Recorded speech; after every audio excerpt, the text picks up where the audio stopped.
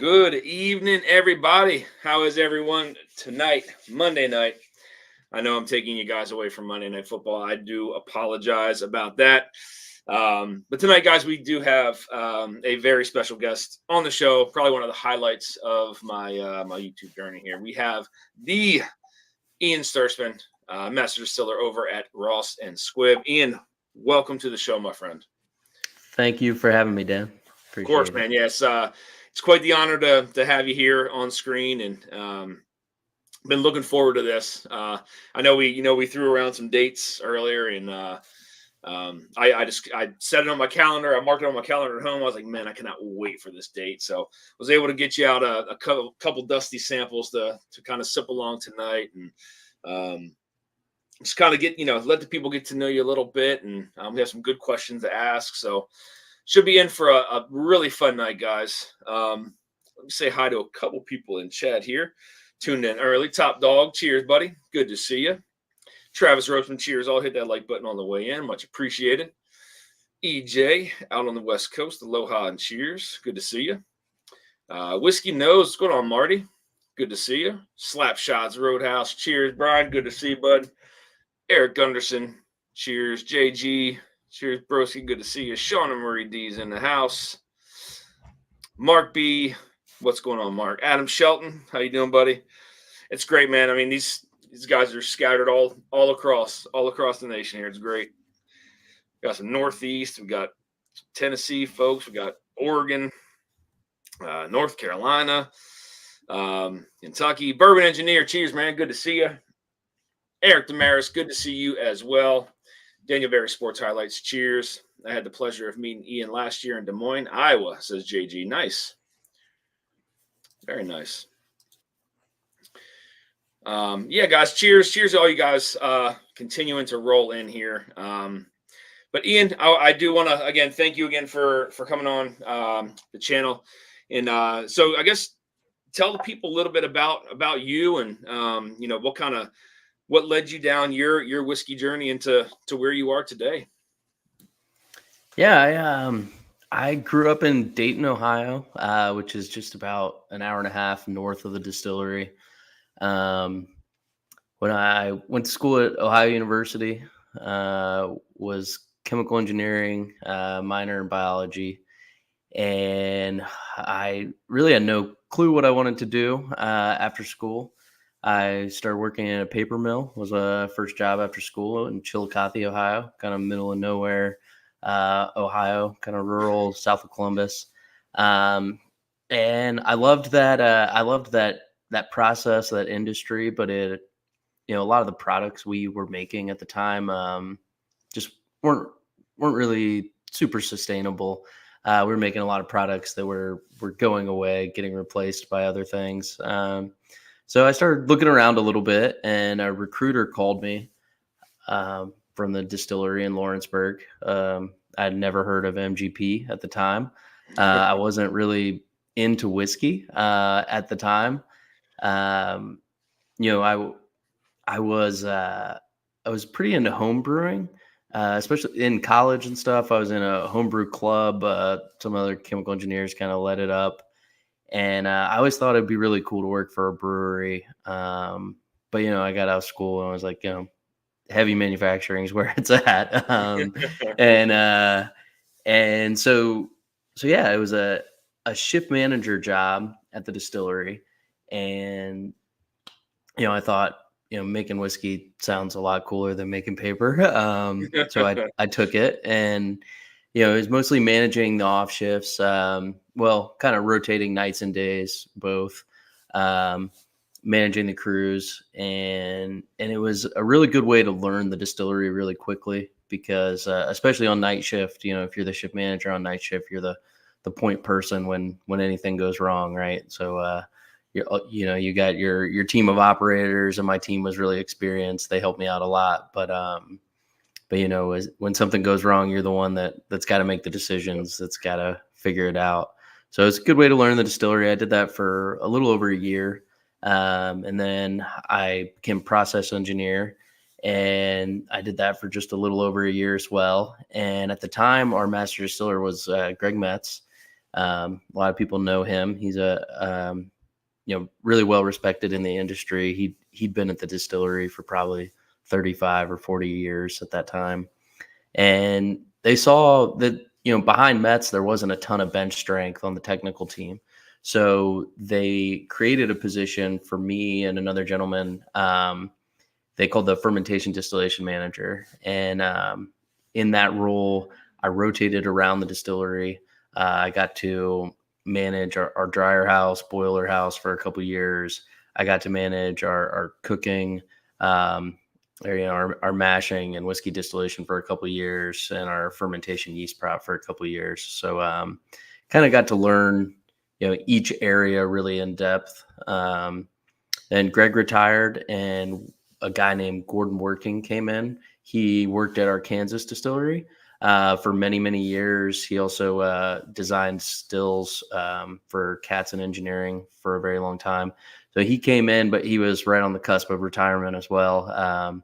So he was there for about a year and a half, 2 years, got to learn a lot under him. And then when he left, I think that was in 2018 or 19, we went to kind of a master distiller by committee.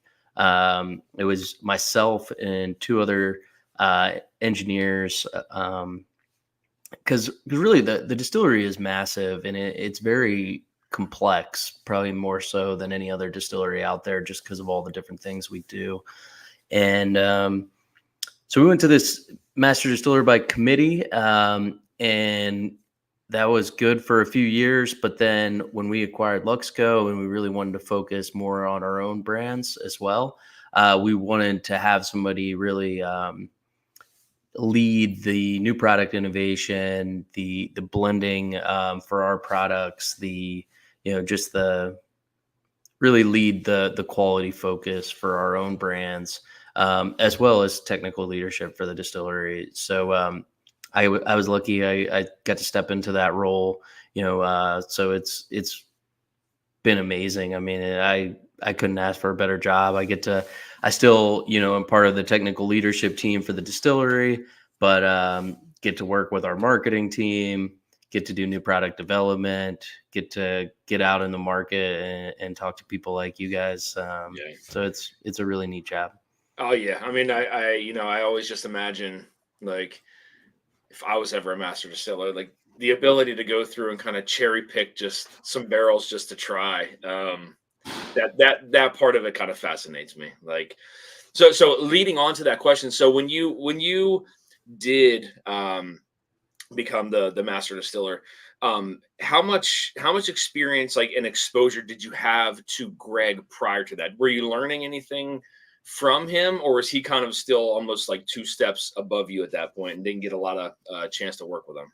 No, Greg was really accessible. I mean, from day one when I started, I was, would be working with him on a daily basis. He That's was really awesome. accessible. Back then when, in the middle of the night when something really went wrong and you didn't know what to do, he wasn't your first call. You tried to maybe call somebody in between, but Yeah. there was nights where you had to wake him up in the middle of the night. And yeah. Sorry, Greg. Hmm. No, that's awesome. Yeah, and then thinking about it too, like the campus. You talked about how the distillery is. It's huge. I was lucky enough to go there, and that was the first time I was able to meet you in person with the shared pour group, and to think of the areas that we walked around that day, and to think that there's a whole nother campus up by, I guess, where like the old Quaker, to think that it's that large is insane. It is. And I mean, I can definitely see how you say, like, there is that complexity to that, because I mean, we walked through, what was the room that we walked through that had the big, it was that the dryer that dried the rye? Was that what it was? Hmm. Yeah, it was a dryer house and Man, big that gas fired dryer. I remember I was talking to, I think it was Jason from the Mash and Drum. I was like, what were the, like, how would you get in there and even fix something like that large? Like, if something were to clogged up or something. Like, how do you even access something that big? I mean, that is to see that in person was that was quite the thing, man. I've never seen that before.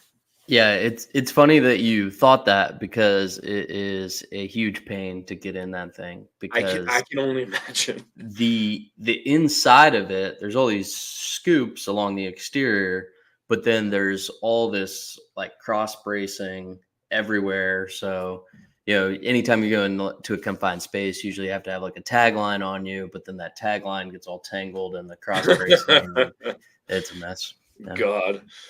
So Ian was kind enough to send over the a bottle of the Remus Highest Rye, the 6 year.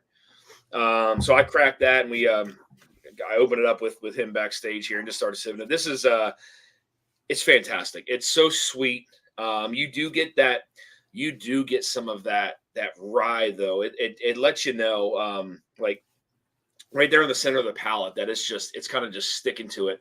Love the viscosity on this, but it also offers a lot of for me, it offers a lot of kind of delicate fruits there across the palate as well. So he sent this. Again, this one is 6 years, 109 proof, and also kind enough to send along the newest Remus. This is the number 8, and this is straight bourbon, 101 proof. So this was 9% of a 2007 bourbon. That's 21% rye. 24% of a 2014 bourbon. That's 21% rye, and 67% of a 2014 bourbon. That is a 36% rye. I'm definitely excited to crack this one, but got to get more into this this Remus here. Can you talk a little bit about this one here, Ian? The highest rye. Yeah, so the highest rye is a relatively new mash bill, or it's a very new mash bill. We just started making this mash bill about 7 years ago. So the 6 years, it's about the oldest of what we have. And we have a lot of, most people know we're the market leaders in producing rye whiskey. We make the majority of the rye whiskey that's out there. And we love rye. We're very proud of our ability to work with the rye grain. So when we made a new bourbon mash bill, it just made sense to, make a 49% rye bourbon, push that, basically the inverse of a Kentucky rye whiskey, right? It's the barely legal rye. It's a barely legal bourbon. But since we went 49% rye and you still need 51% corn, there's not any room for malted barley. So we did 10% malted rye. 10% of that rye is malted. And that malted rye really gives it a unique character. It really kind of sweetens it up, softens it up. Some of that delicate fruit notes, I think, come from that malted rye. It make it very interesting. Like it doesn't drink like you might imagine a 49% rye bourbon drinking. Yeah. Like up front, it's very sweet. I get a lot of brown sugar up front. And then that rye spice and the rye character just kind of like slowly builds in the back of the palate. So it's there, but it's not quite as in your face maybe as you would expect it to be. Agree. Yeah, I mean for that high of a rye content, you definitely get that, again, that spiciness there. Like it lets you know it's a rye. It's rye heavy, but the sweetness of it, like you said, the sweetness and the softness of it is that's a fantastic whiskey right there, man. And I hadn't tried this at all prior to this. So I know there's some people that are some fans of it. I wasn't able to try it, but that is absolutely delicious, man. Yeah, I appreciate it. It's my favorite of our bourbon mash bills now. Okay. Whenever our barrel picks are usually we usually do the 3 different mash bills for every barrel pick, and I usually, that one is my favorite. So. I think we actually did one of these, if I'm not mistaken. Yeah. When we came down and did one of those. So I guess speaking of when we were talking about you guys are some of the largest producers. You are the largest producer of rye whiskey. What is like your production volume, or like an estimated production volume? So we're publicly traded, and we've never made a public statement on our production. So what we do say is that we're one of the 5 biggest whiskey producing distilleries. But you look at that top 5, and the other 4 are really just make maybe 1 to 4 different mash bills, and that's what they do. We're in that top 5 whiskey producing distilleries, but we make the lion's share of rye whiskey. We make light whiskey.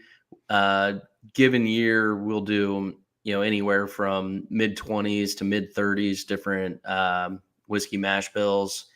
But we also make a lot of GNS and a lot of gin.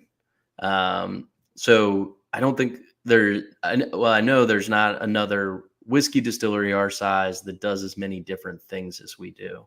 Right. And then if you add the GNS and gin in there, we would be the largest distillery that produces whiskey. but it gets kind of confusing because there's a lot of GNS distilleries that are much bigger than us from a GNS standpoint, but there's not another whiskey distillery that also produces GNS. Yes. Yeah. Mhm. Yeah. I remember I remember when you were taking us on the tour, you did mention that. And I think those are, I don't know if we were looking out a window somewhere and saw it, but that does get distilled somewhere separately, correct?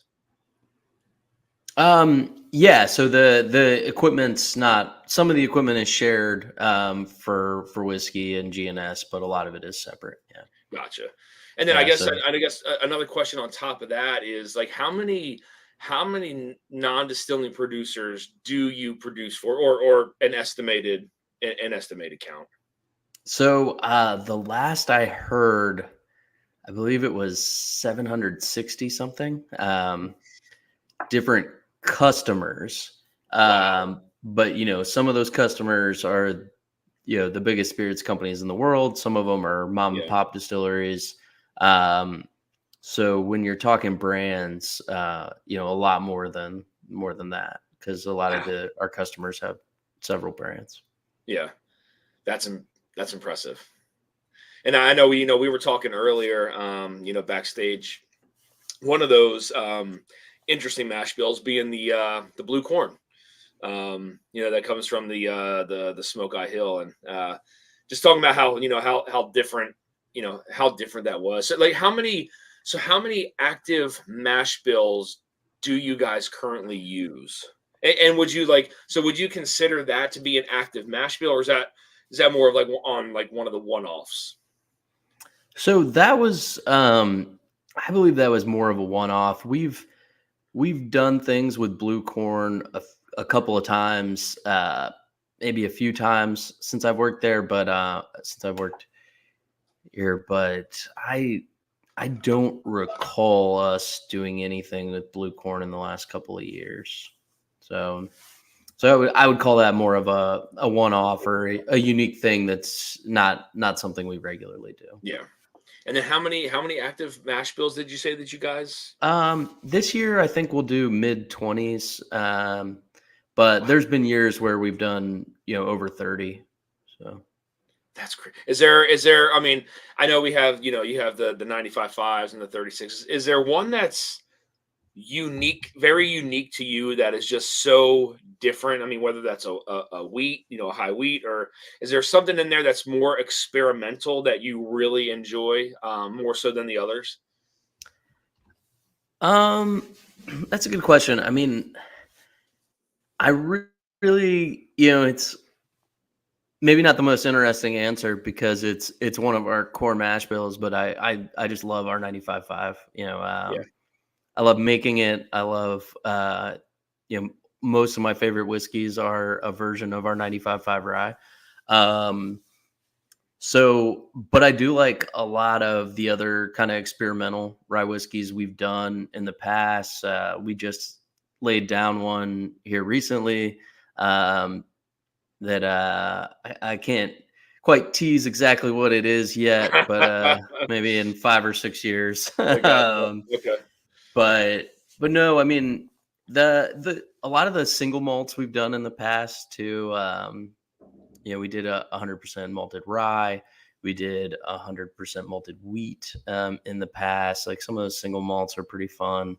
Um, um, I don't know. Whenever we did the blue corn, that was kind of fun, just because you walked in the fermenter room and you got a bunch of purple fermenters. But Stained them. That's funny. mhm. Yeah. So I'm gonna so let's get into this. I want to crack this Remus here. Again, I haven't, I cracked this one obviously backstage with you and Porter, but I do want to get into this one. Um, let's see, how do you open this bad boy? Is there a pull tab? Oh, there it is.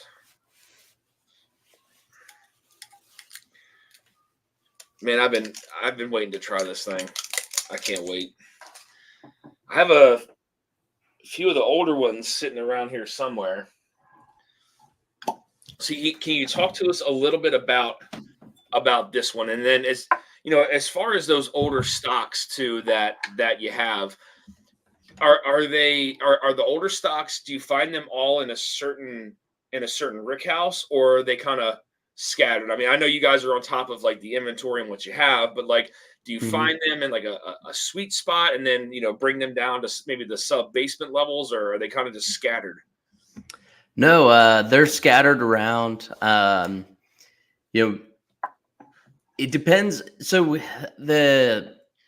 think the nomenclature around the repeal series with the percentages of each year in mash bill can be a little bit misleading, just because it's not necessarily like, just because it's 67% the 36% rye from 2014 doesn't mean that it's all from the same batch or the same location. Right. So some of those barrels, may not have been in the same batch, may not have been in the same location, but we don't no, we don't necessarily like save things in a certain location Gotcha. for repeal.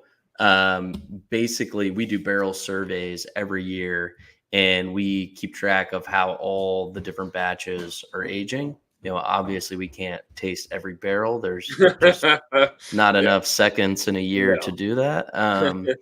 But we try and take enough barrels from each batch to make a representative sample, and we do those barrel surveys, and we see how those batches are aging year over year. And sometimes there's incredible whiskey from the top floor of one of the rick houses, the brick ones. Sometimes there's incredible whiskey in the basements. Sometimes there's incredible whiskey in like our metal clad buildings. So you just really never know where those great batches are going to come from. That's the beauty of it, man. I know a lot of distillers, a lot of master blenders, have their kind of favorite places in rick houses and in their distilleries. And I think some of that, there may be something to it in certain places. But a lot of it, you can't be tricked by your own experiences, right? Just because your favorite batch came from this one place doesn't mean that place was the causation, right? Yep. It doesn't mean that the next batch out of there is going to be fantastic, or so we're trying to get more granular in our process for sensory and for evaluating how things are maturing, and get more data around that, so that we're not tricked by our own experiences. Yep. Right? Yeah. That's man, that would be an amazing job to be a taster on those tasting panels. I mean, that just has to be a ton of fun. And to that, I know a question that was in here is how do you cleanse your palate specifically when doing tastings? So I'm pretty lax about tasting. I know like John Rempe, he doesn't drink coffee. He does some other rituals kind of for his palate. I try to I do you know try to do it not like right after I eat, not right after I drink coffee. There's definitely best practices around doing sensory. Just trying to be repeatable about it. Yeah. My big thing is, you know, you always have to do sensory blind. You can't let any of your biases get in the way.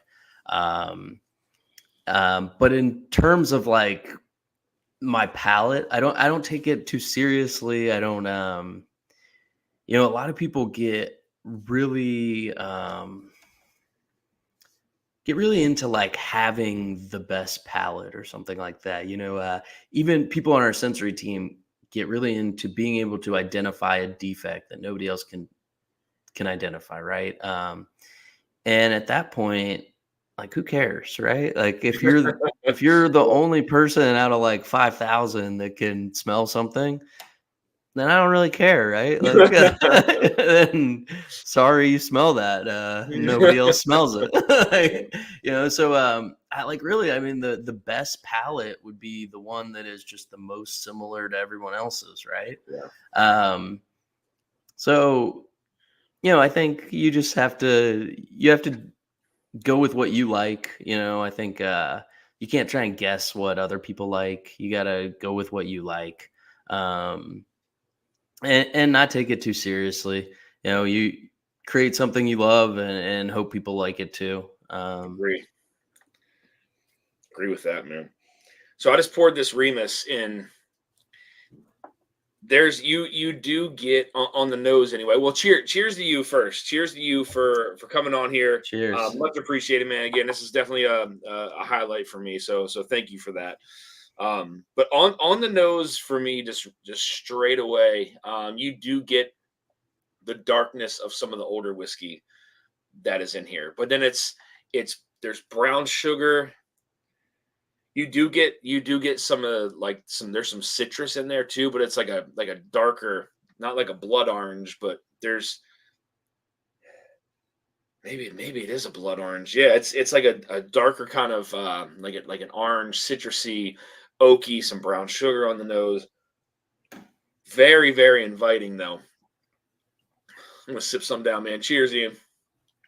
Cheers.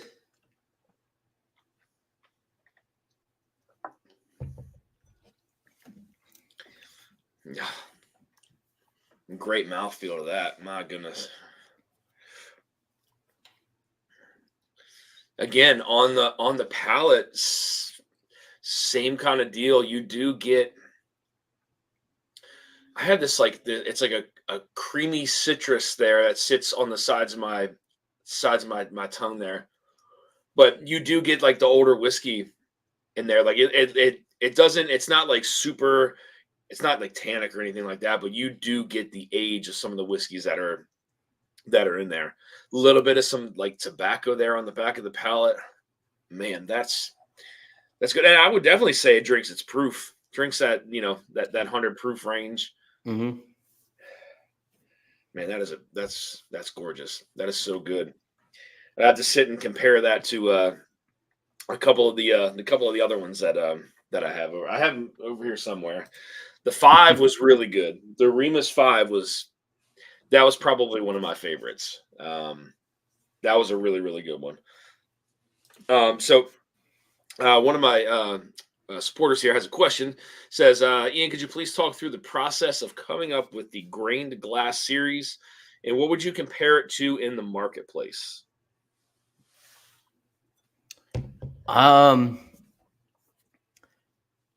so I'm not sure what he means by the grain to glass series. Sorry. Let me see, John. Let me see. Let's see if he explains that down here. Whiskey Nose says, Ian, what is the yield on the Remus? I think they're all blended, right? Yeah, those are. Yeah, yeah. It's it's multiple barrels. So we don't dump each barrel individually. But I don't. So when we talk yield, basically proof gallons per bushel of grain is like what we're usually talking about yield in the distillery. But then there's also yield out of the barrels. And it changes from year to year. Our estimate really is kind of the calculation that I typically do for yield out of the barrel is you're going to get about 10% loss that first year and about 3% every year after that. And that works pretty well typically if you're dumping a decent number of barrels. For any given barrel, it could be way off, but if you have a couple hundred barrels or more, that's typically going to be pretty close. Yeah. And I know, I guess so. One of the guys asked, "Is the Reamer cellar age coming down the pipeline?" Cellar Oh, that's age. funny. So we actually, I mean, we don't have a cellar aged product, but if you've been to our rick houses, a few of them have basements, and it's almost like a cellar aging environment down in the basement of our It rick is, yeah, houses. yeah. It was actually really cool to go. So when we went, we did. I think is it 2 floors underneath or just one? Some of them do have a sub basement as well, but we only store barrels in the basement, not the sub basement. Okay, gotcha, But gotcha. yeah, just one floor of barrels below grade. Gotcha. Yeah, I remember we went into we went down into one of those and um definitely much cooler down there than, Mm. and then I remember we walked into the one and I don't know if it was just filled with fresh barrels, but it had the guy's little sensor went off when we went in there and just super you know I don't know what was going on, but I don't know if it was just the vapors were. Yeah, typically, when we put new fill barrels in, um, you get that 10% loss the first year, right? So they leak a little bit more. Sometimes some barrels will leak a little until they swell up and seal themselves. So usually, if we've freshly racked on a floor, you can get some pretty intense ethanol on that floor, Yeah, especially in the yeah. summer. Yeah. Yeah, I remember walking through there. I mean, number one, it was insanely hot. Um, and I remember, I run hot anyway, and I just remember walking through there and I was dying, man. That was rough. Yeah, it gets pretty hot in the distillery. I mean, it on the top floors of the distillery during the summer routinely be in the 120s, 130s. So Whew. yeah, I feel bad when we have tours of groups of people through in the summer because you want to show them everything, but yeah, sometimes you can be pretty uncomfortably hot Yeah. too. Oh man. And then so how do you uh I guess so once we kind of taste through these, I do want to so I did send Ian two dusty samples to sip along, and I guess one of the questions would be like, what would the process be in trying to replicate an old whiskey? And I know we were talking a little bit backstage about obviously some of the differences and modern day production versus production back then, and then taste from then and now. But how would you go about trying to replicate something like for instance, like bringing back an old Quaker, like the old Quaker line? How would you begin to do something like that? Yeah, I mean, I think a few different things. I mean, the yeast. If you if that yeast is still around, using the same yeast as was used before. With the grain, it's hard to know, but if you can get the same variety of grain that was used at the time, um, you know, in general, our grains have changed. Most of our corn varieties are going to be hybrid varieties now, where a lot of these dusty bottles were made from heritage varieties of corn. Same with rye. There's KWSs of the world, and have made a lot of hybrid varieties of rye, and those hybrid varieties are going to taste very different than some of the heritage varieties. And then, probably one thing that we haven't explored a lot, but if you were trying to really recreate some of these old dusty whiskeys, I think you'd probably need to source staves from like old growth forests, right?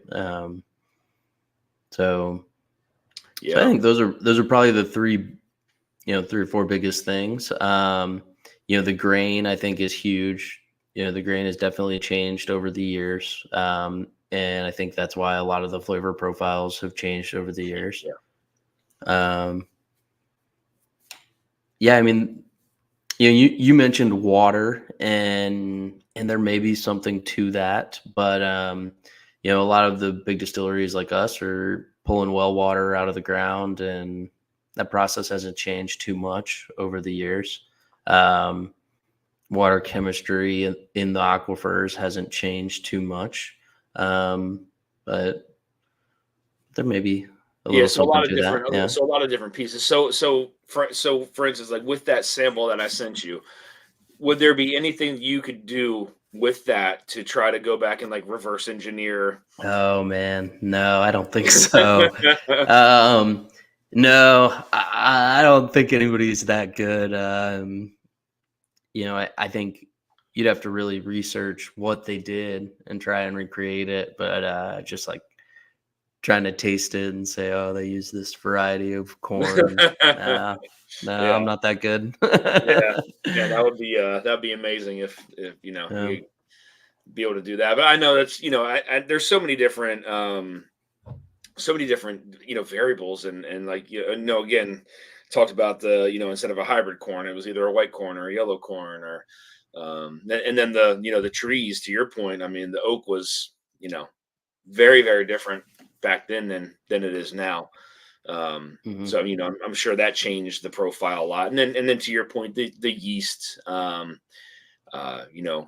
the older yeast, trying to find that, or which yeast strain they used, and it would be amazing to see something be recreated from back then, but definitely bring back that old Quaker line, man. I'll be first in line for that one. So. So I guess another question would be outside of anything from Ross and Squibb MGP. What's your go-to whiskey outside of that? Sorry, I lost you for a second. What was the question again? So outside of anything, Ross and Squibb MGP, what is your go-to, like your go-to whiskey outside of your own stuff? That's tough, because I don't really have one. I almost exclusively drink our stuff, but if I'm going outside of MGP, totally, outside of the Luxico family and everything, I think Wild Turkey does a great job. I think Heaven Hill does a great job. For some of the smaller kind of grain to glass type distilleries, I think what Frey Ranch is doing is very cool. Those are probably the ones that that I like. But and then I'll throw in a kind of off the wall one too. I really love Cavalon from Taiwan. Okay. Uh, but I do if I I used to drink a lot more different things, and now I really stick to our stuff. I don't really know why when it Nothing wrong with happens, but that. and then I will throw I gotta throw in one of my good friends is Ross Cornelison. He's a master distiller at Barton 1792. Nice. So whenever me and Ross see each other, we slip each other some of our, stuff we've been liking from the Rick houses. So we swap samples. So some of the stuff he's given me from 1792 is really phenomenal too. Yeah, I mean they do have some higher age. Some of their higher age stuff's pretty good, pretty good stuff. So there's a question in the chat here: is any of the Remus blend tanked for years before blending? No, Okay. no, no, none of the Remus stuff is ever tanked like well ahead of time. We typically are gonna dump those barrels right before it's bottled. We don't have the space to the tank space to hold stuff for a long time. And then another question that was just popped up in the chat here says, Ian, how long can whiskey be stored in plastic totes before the liquid leaches the plastic? Wow, that is a good question that I do not know the answer to. When we store whiskey in totes, we use stainless totes. But I don't know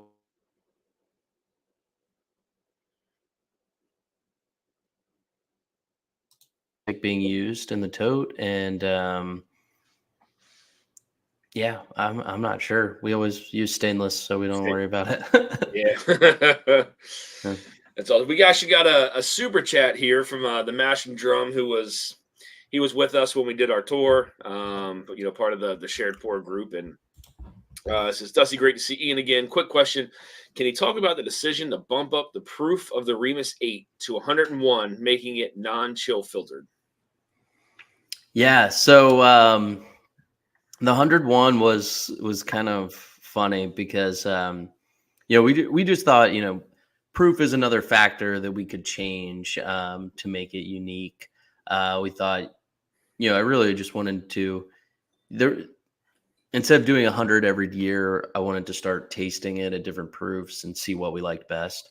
So we tasted at different proofs, and the 101 was what we liked best, which was kind of not that exciting because it's 0.5% off of what we've always done in the past. But we're going to continue to do that. And yeah, the non-chill filtration this year, we, for a couple of years, we went to a little bit more aggressive of a filtration that we'd done in the past for 6 and 7, and now we're just going back to what we were doing prior to 6 and 7. And when I say more aggressive, it was still not aggressive. It was just we're going back to not chill filtering at all. Yeah. So is that the plans going forward for next year's batch as well? Yeah, I think so. Yeah. I think just the mouthfeel is a little bit better. Without even the least aggressive chill filtration that we were using. So yeah, I agree. And like sipping on that Remus, I was telling you, I got that creamy citrus there on the sides of the palate. I mean, great mouthfeel and viscosity to that one for sure. I mean, that's I am going to put a review out on YouTube of that one here. Awesome. Ian, I want to try to get into some of these dusty ones here real quick. Again, I don't want to keep too long. Yeah, I'm excited because I smelled them, but I have not tried them yet. I'm okay. saving it. We get into the let's get into the Waterford first. Okay. One of the things that surprised me about this one was the color on it for a 4-year-old whiskey.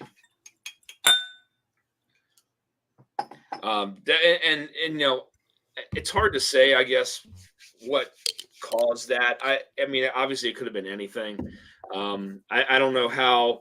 One thing I really haven't dug into is like, if they're or how lenient they were on some of the rules and stuff with the production of that whiskey back then. But I mean, for a 4-year-old whiskey, it is significantly darker than some of the other dusty whiskeys that are around that age range. So, but I mean, do you think that's when kind of like that wood, the wood would come into play more so with this, or higher? Yeah. It could have been too. Maybe they were using a lower char. Lower char is going to impart more color quicker. So could have been, maybe they were using like a lightly charred barrel or something like that. Okay.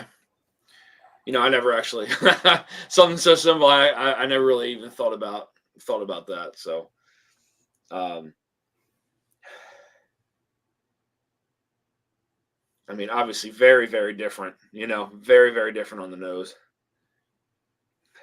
Yeah, it's very. Man, it's I want to say perfumey, but that's not exactly. It's I get it. I get that. I get the yeah. perfumey. Yep. Florally.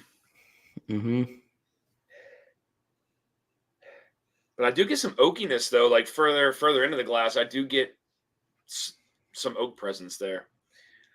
So another question that was in here was, you can get an analysis of the end result, but how do you reproduce years of aging?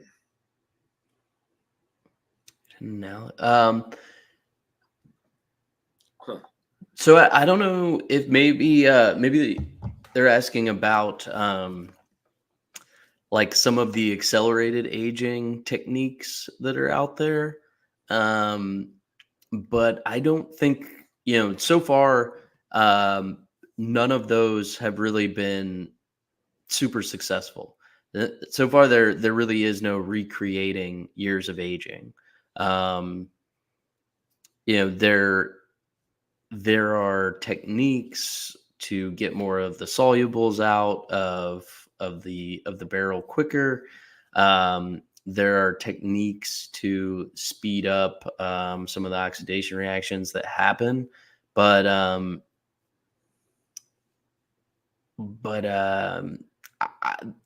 I haven't seen an accelerated aging technique out there that has really produced the same results as time in the barrel. Yeah. Yeah. Yeah. Maybe one day there will be, but I haven't seen that yet. Well, cheers, man. Let's get into this this Waterford. Again, Yeah. cheers and thank you Yeah. for Cheers. Thank you for yeah, man. this. I'm excited.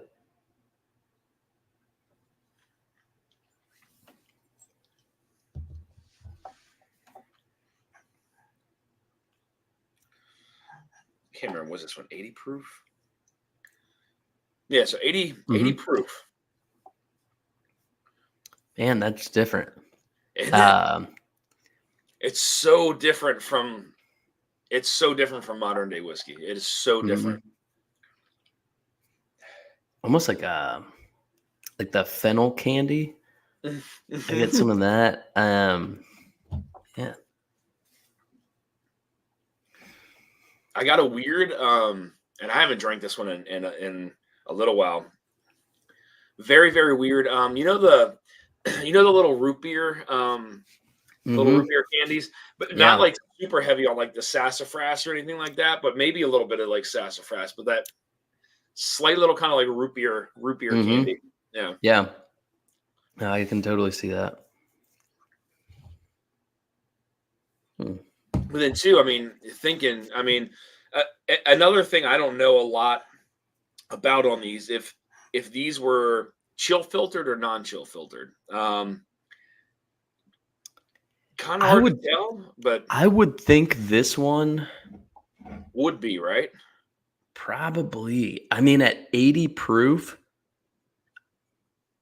as old as it is, I would think you would get some flocking in that bottle if it wasn't. Okay. Definitely at 80 proof, you would. Now, I actually don't know the history on chill filtration. I don't know when it really started. I've heard that it kind of started, um, with the commercials and with the, just wanting that bottle to look clear. So 67 seems kind of early. But I would definitely think you would see some pretty good flocking in that bottle at 80 proof if it If was it, not chill filtered. hmm. That's interesting though. I mean, yeah, I mean it's still crystal clear. Very different though. Again, I can't get that little root beer like sassafras candy or whatever it was. Mm-hmm. Another question here from Richie Z, longtime supporter here says, Dan, does Ian still have a lot of older age barrels to work with for future releases? I mean, I would think so. But Yeah, we're in a unique scenario really right now because we're one of the biggest distilleries out there, and our brands are pretty small. So we're able to be incredibly picky about the barrels that we're putting into our own brands. And yeah, we have I think we're in a pretty unique scenario, just the amount of barrels we have at our disposal. yeah, I mean, I remember, talking with you about some of the stuff, obviously that can't be sold, can't be touched, Mhm. some of those when we were on that tour and, to think about some of that stuff. I was fortunate enough, to taste one of Larry's old 20 year, I think it was a 20-year-old 95.5 rye, um, with with Brian Treacy, and man, that was probably one of the best ryes I've probably ever had. Was it 23 years old? Was it in It may have been was it the it may have been LDI yes, it was like a LDI. screw top Yep, sample bottle yep, leader? white Yeah. label. Yeah, Hmm. yeah. Yeah. Um, So do you know the story on that? I The don't. I'm curious. Brian may have told me at the time, but I don't remember like this the story on that one. But so I believe it was well, it was when MGP bought the distillery. Um, so when MGP bought the distillery, they did the full inventory as they were doing due diligence and all that. And there was one barrel of 23-year-old rye that was not on the books. It would it didn't exist, but it physically existed. So they barreled it for the employees. So that's where that's crazy. that's where that came from. Oh my god. Yeah, that's surprisingly enough, I've seen on the secondary market, I've seen two, and they were a very hefty price tag for those. But yes, Mhm. was definitely fortunate enough with a few people in chat here, and to try that, and that was an unbelievable whiskey. So um another good question here. What is the one grain you haven't worked with yet but are keen to try? Any grain? Hmm. Um,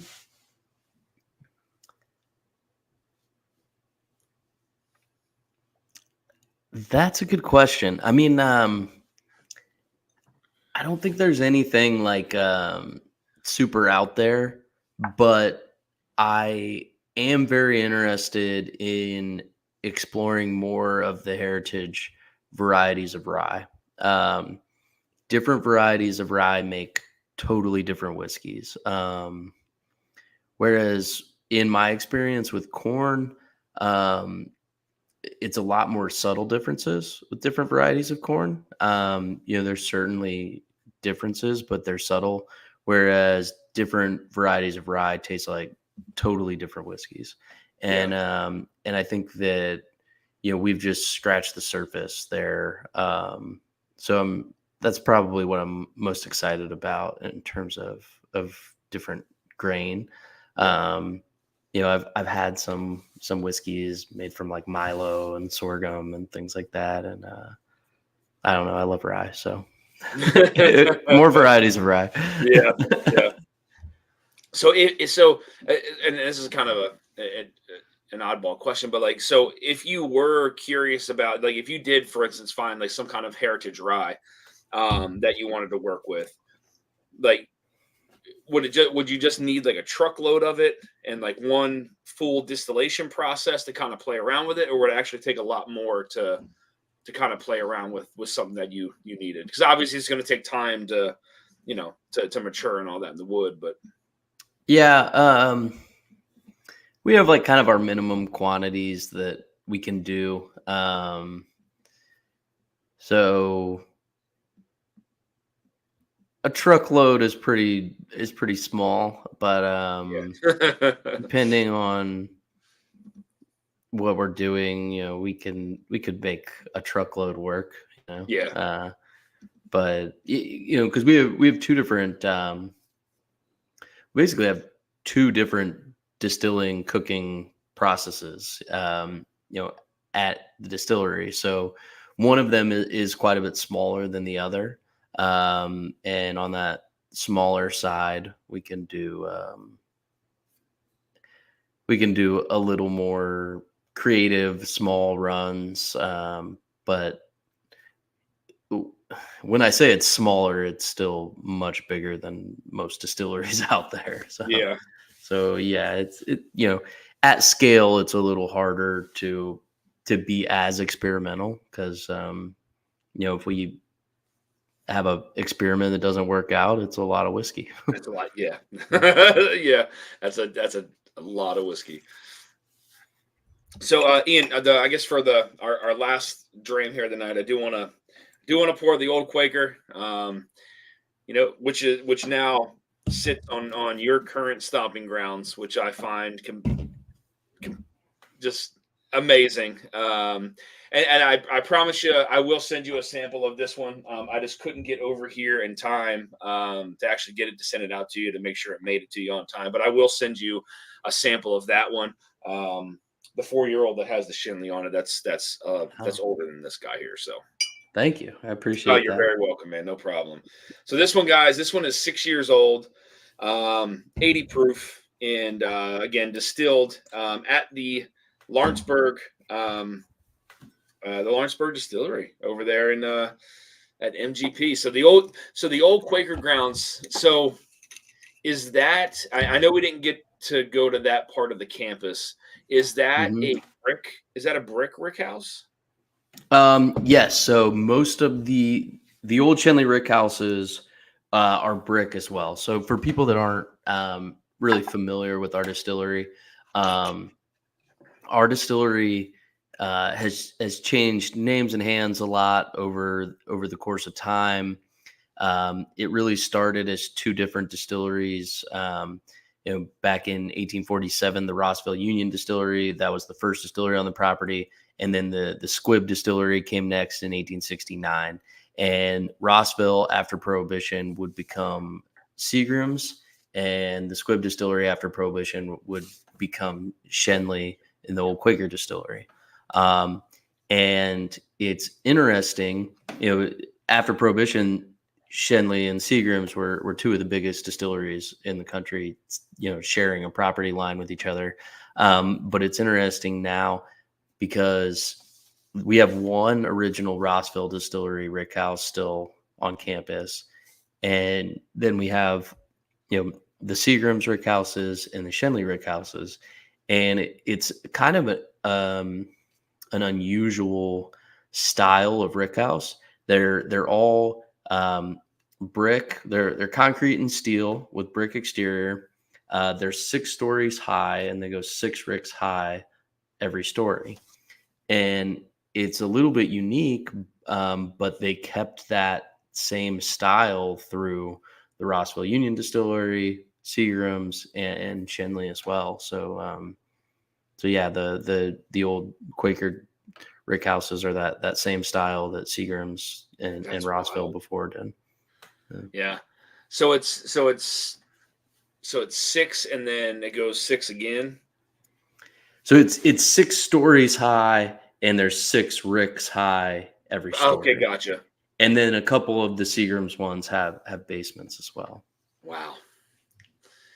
Yeah, I just, it's weird. I would love to go there and visit and see and just get to walk through the old Quaker, or one of the Shenley rick houses. That would be awesome to actually see that. So like, is there any other old equipment, from those distillers when they were there that's still on the campus on the property, or is it all gone now besides the warehouses? I mean, a lot of the equipment is still, stuff Seagram's put in. I would say most of it is still stuff Seagram's put in. Our oldest active still was commissioned in 1939. So that's probably some of the oldest equipment. I don't think we have a lot that dates earlier than that in terms of active equipment. Obviously, the buildings date earlier than that. But. Yes, yeah, way earlier than that for sure. That's amazing. So, what's your first take on the nose on this one? It's a little more fruity than the Waterford, I think. Kind of a banana-y, like kind of banana nut bread. That's a good call out, man. I didn't get that. So you said that. I didn't get that. I got some fruitiness to it. Like I was thinking a little bit of red fruit, but then you said that, and I was like, well, now I get it.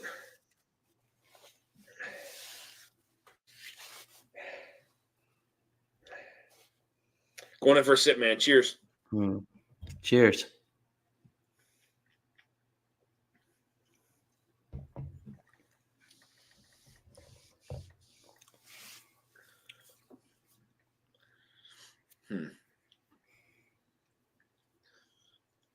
See, I still feel like I get now. I feel like I get some red fruit on that, but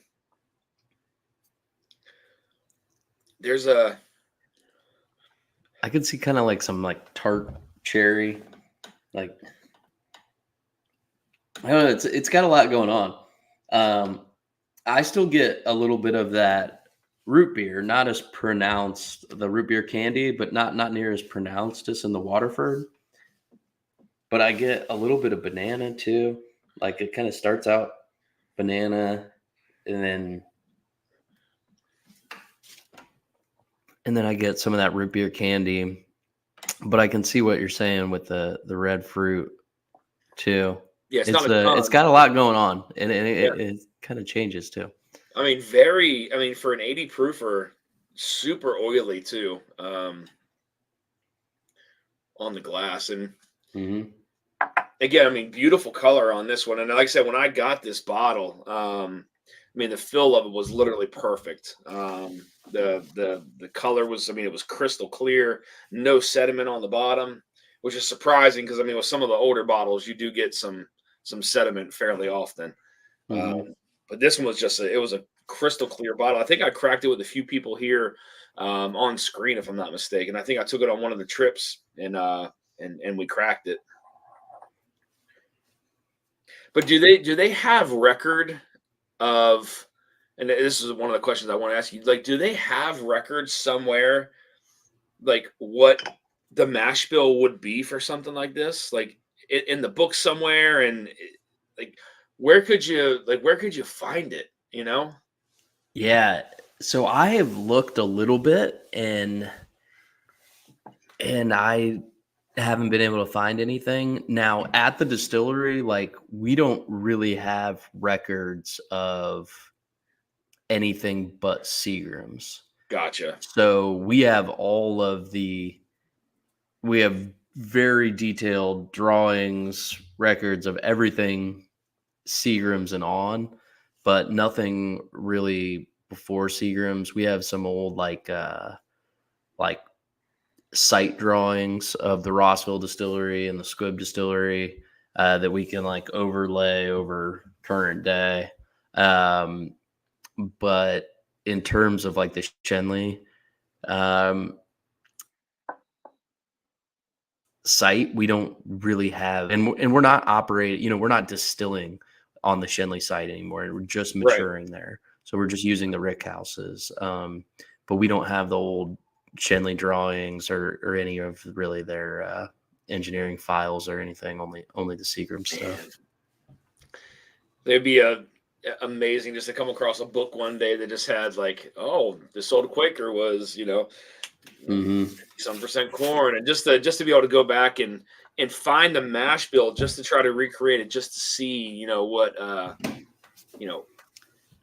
what it may have been. And yeah, because we can do that with Seagram stuff. Like before there was the 95.5 rye, it was 88.12. So the original kind of rye mash bill at the distillery was 88.12, and I don't remember exactly when it switched over to 95.5. 88.12. That's now. Have you ever experimented with that? Like, have you ever tried an 88.12?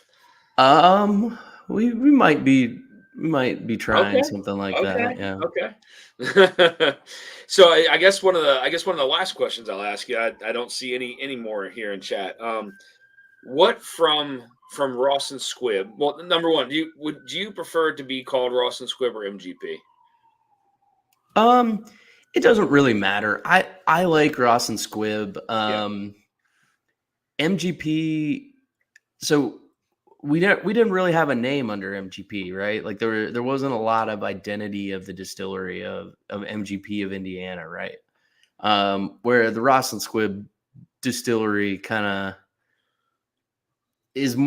feels like more in tune with our heritage, more meaningful in Lawrenceburg, than MGP of Indiana, because I mean, I love MGP. Where I love my job. I love the company. It's a great company, but the MGP portion of the distillery's history is really a small portion of the distillery's history. Correct. And yeah, so I kind of liked when we renamed the distillery and gave it something with a little more meaning. Yeah, it brought back that history piece for sure.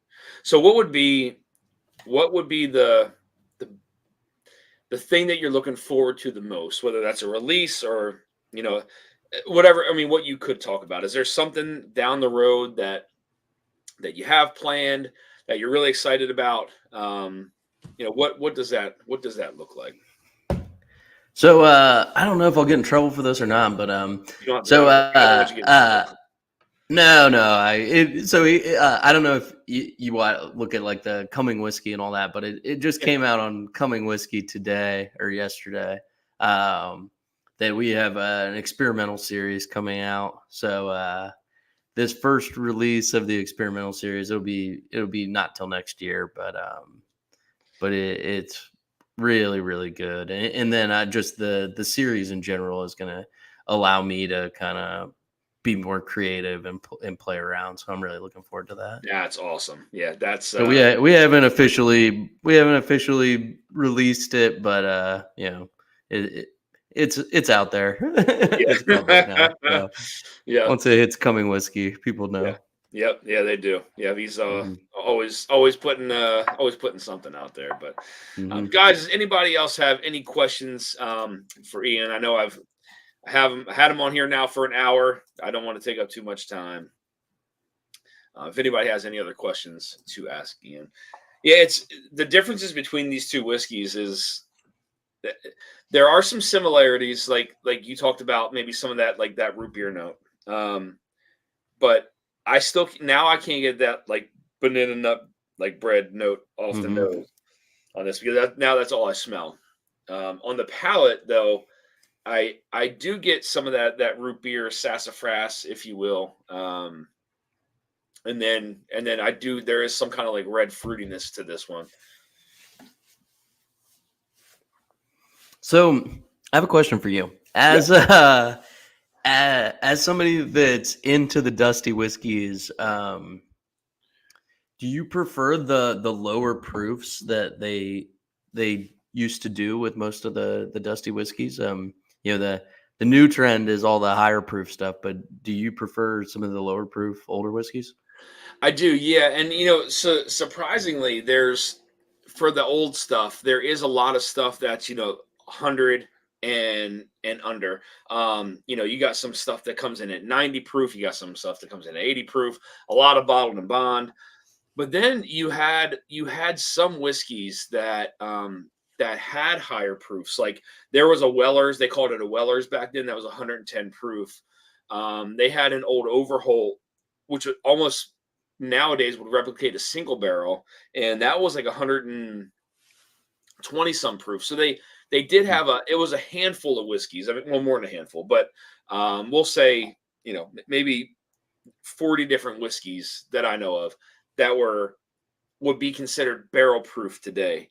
And very, very different. I would say the mouthfeel on a lot of the older whiskeys at lower proofs is much better than the higher proof ones. Like for instance, like the Weller 107, like some of the old Gold Vein. I like the mouthfeel on something like this better than I do on that, even at that higher proof. But this it's more textured, and it has more layers to it than some of the higher proof older whiskeys. But that's just from what I've tried. I know there's a lot of older whiskeys I haven't. I mean, I do have a ton of old whiskey, but I would say I typically enjoy, I would say, like that 90 to 100 proof for the old whiskeys anyway. So I mean, Yeah.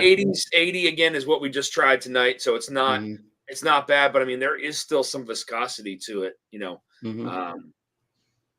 Just I do like I do tend to like the higher proof stuff sometimes. So do you get a chance to, well, and what you could say, I know when when we were there, we talked about some of the barrels that were not technically owned by you guys anymore, but Yeah. but being able to taste those, like what could you say what age range some of those barrels might be around? There's some pretty old barrels at the distillery. Some of them have to be almost empty at this point. They're so Yeah. old. But I don't know. I'm not like a huge old, like, ultra aged whiskey guy. Especially for our stuff. One of the things I've had people at the distillery do lately,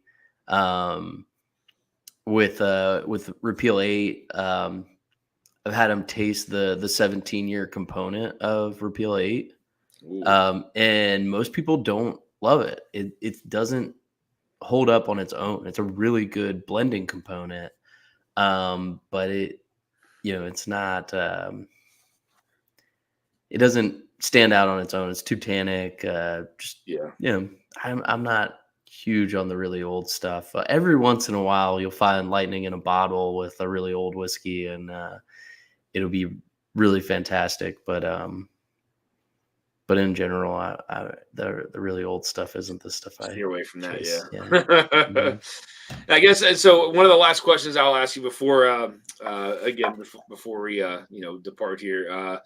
So he says, one of the questions is, apologize if I asked already, but MGP can taste so different across brands profiles. What changes the flavor of the whiskey the most? The wood influence, mash bill, or age, or something else? Oh man.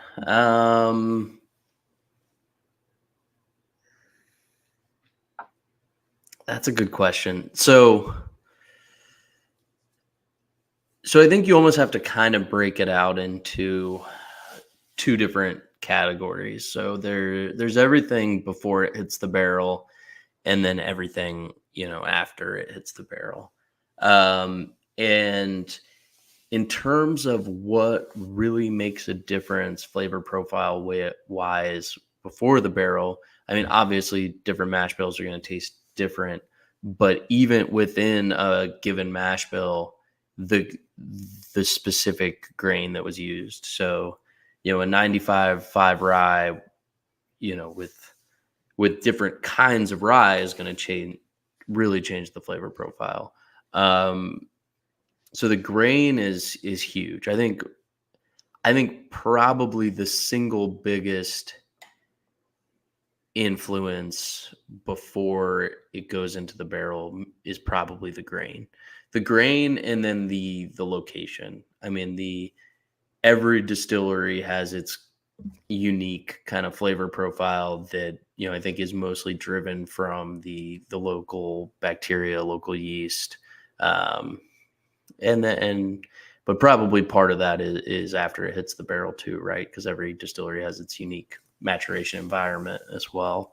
And then the different kinds of barrels, different coopers, wood from different areas of the country, different aging environments, all that stuff has massive impact as well. So yeah. But before it goes in the barrel, I think the grain itself is probably the biggest impact. Biggest influence, yeah. It's weird, I so speaking on that, we went to my buddy Jason and Scott and I went to Peerless. This was I don't know, gosh, 5 years ago, 4 years ago now. And they were interviewing Caleb, and we were able, so in their gift shop, they had two different single barrels, and they were sister barrels sat side by side. And one of them was called Rye Tie and had like almost like a rum vibe to it, like a lot of brown sugars and super sweet. The other one was called like Orange Blossom and was super fruity, orange, citrusy. It's just it's so odd to think, and to me that would almost sound like it was the barrel that gave it that, because being sister barrels sitting right next to one another, same same mash and everything in there. It's so crazy to think how two separate barrels sitting side by side have two completely different flavor profiles.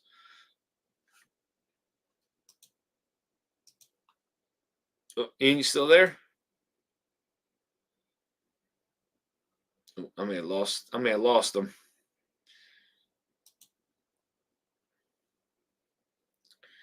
Maybe.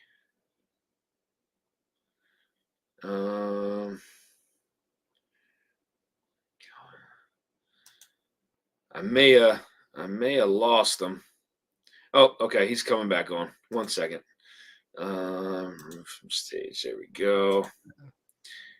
Sorry, I lost you like halfway through that story. No, you're good. I just saw you weren't moving. I was like, well, I think we lost them. No, I was saying like at Peerless, we there was the gift shop release. It was two different barrels that were sister barrels side by side, and one was called Rye Tie and had like rum vibes to it, brown sugars. One was called Orange Blossom and had way more citrus notes to it. But it's so crazy how they can literally be in the rick house side by side and have completely different flavor profiles. I find that absolutely fascinating. Yeah. Every barrel is different. I mean, they've shown that even two trees next to each other in the same forest of the same species can have very varying levels of like tannins and lignans in them. And then you take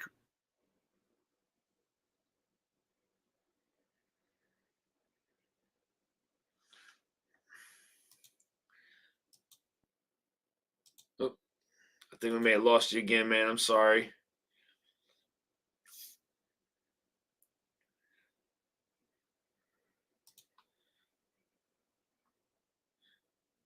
I think I think I lost him again. Nope, he's still there. Okay, there you are. You're back. You're back. Yeah, I don't know what's going on. That's okay. I got two more questions for you, I promise, and that'll be it. So, Ian, are you looking forward to some of the barrels that you've distilled as a master distiller hitting an old age and being your signature aged barrels 10 years plus from now? What does that look like? What are you and if you could talk about any, is there something that you've distilled that is not out yet that you are looking forward to, that we should all be looking forward to in the near future here? Oh, yeah, no, there's a lot. We've been Yes. doing some cool stuff the last couple of years. We're excited about some stuff to come out.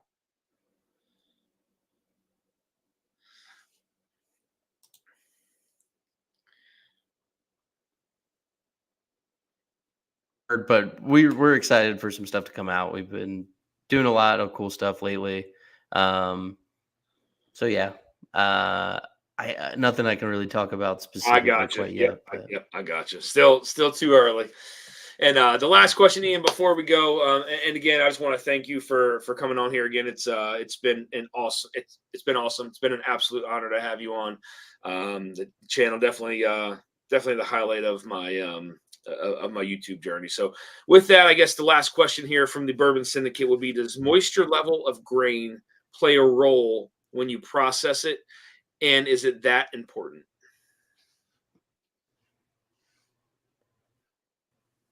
um, so that's a good question. And it's not something we pay a ton of attention to.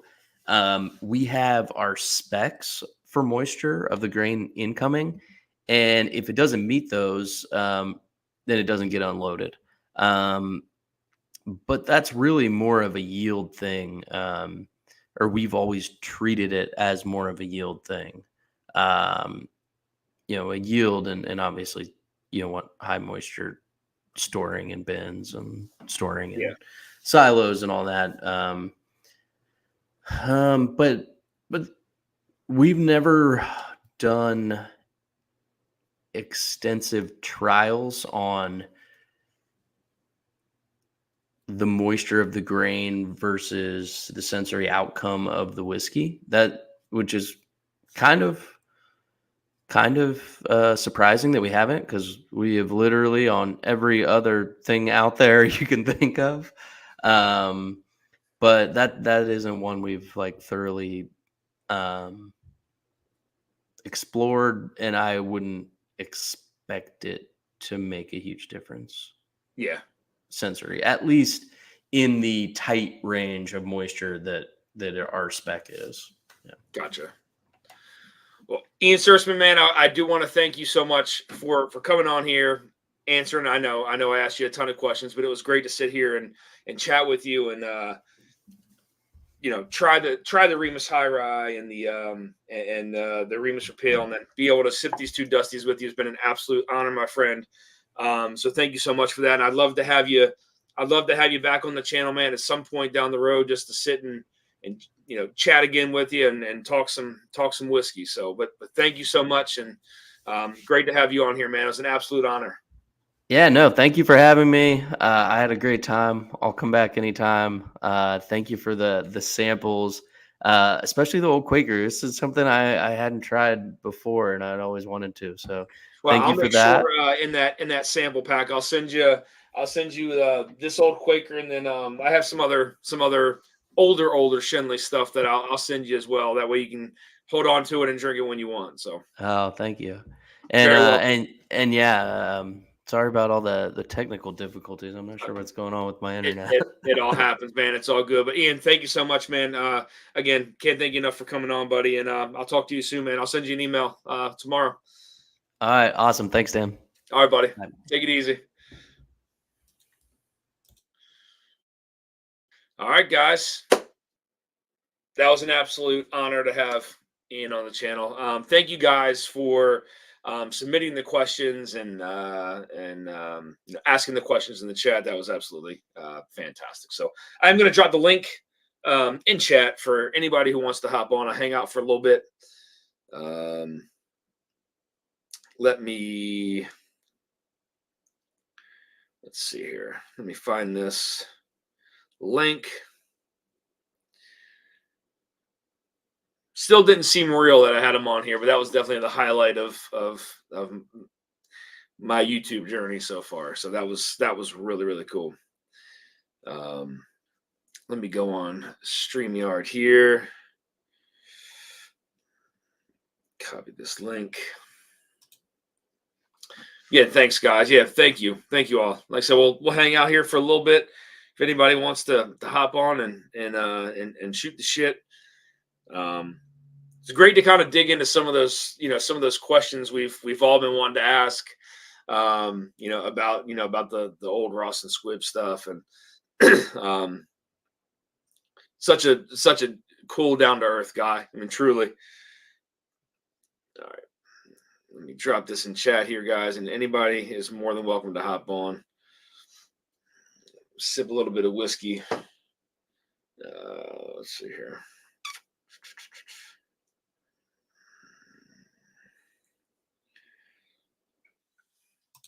For some reason I can't do this. Dan, do give away the Remus Peel Bourbon 6 in the ring. Yes, Marty, I will do a giveaway of that. I also have my my Patreon giveaway here in the bottle as well. So let me just post this in the chat here real quick. Oh, come on. Man, it's taking forever. All right, guys, link is down. You are more than welcome to hop on if you want. Come on.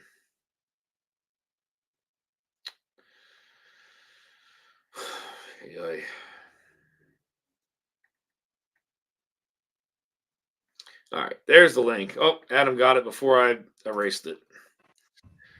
What's up, buddy? Cheers. Cheers, man. How are you? Pretty good. That was a good show. It was great. It was great, man. I mean, just to be able to sit there and and chat with them, ask them questions. It was awesome. I mean, that was definitely a highlight for me. So I'll say that. Marty, yes, that'd be great if you could track guys. So yeah, so for tonight's giveaway, like I said, I have the patron end of the month giveaway. But for tonight's giveaway, guys, we're gonna do 2 samples of the Remus 6, the highest rye, and we're gonna do 2 samples of the newest Remus, the number 8. Again, these are both from Ian. So, what's up, Rusty? How are you, buddy? What's up, guys? How are you, man? Mark B. Mark B. What's up, buddy? How are you, man? I'm doing good. Just showing this to Adam. Still got it. Woo. That's what I got. Oh my God, you picked one of them up? Yep. Did they sell out? I was the only one there. Going back tomorrow. Yeah. That's pretty sweet. He was awesome up there, Connor O'Driscoll. I hope these guys know we support them. Yes, absolutely, man. What about the Oompa Loompas, says JG. The Oompa Loompas, I think those bottles sold out, buddy. They're gone. They're gone. The Shorty Barrel is gone.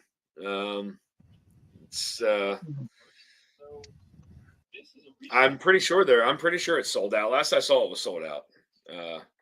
So unless he's holding back any, I think they're gone. So Yeah. By the time I got there, that one was gone, but I got my Sticky Icky and the Blue Note, so I was happy. Darrell. Wow, really? When you got to it, it was gone. What's up, Darrell? Yeah. Well, I didn't get to it till like Sunday morning or something like that. Just so. Damn. Okay. I gotta see. I'm too busy preoccupied with work nowadays. It sucks. I gotta see how many I have as a backup. I might be able to let one of them go. Excuse me. Gotta wake up. Speaking of the Oompa Loompa, I'll do a pour of that, man. You Which giving one's away the any Oompa samples Loompa? of the available backbone and Okay. notes in tonight's giveaway? I can.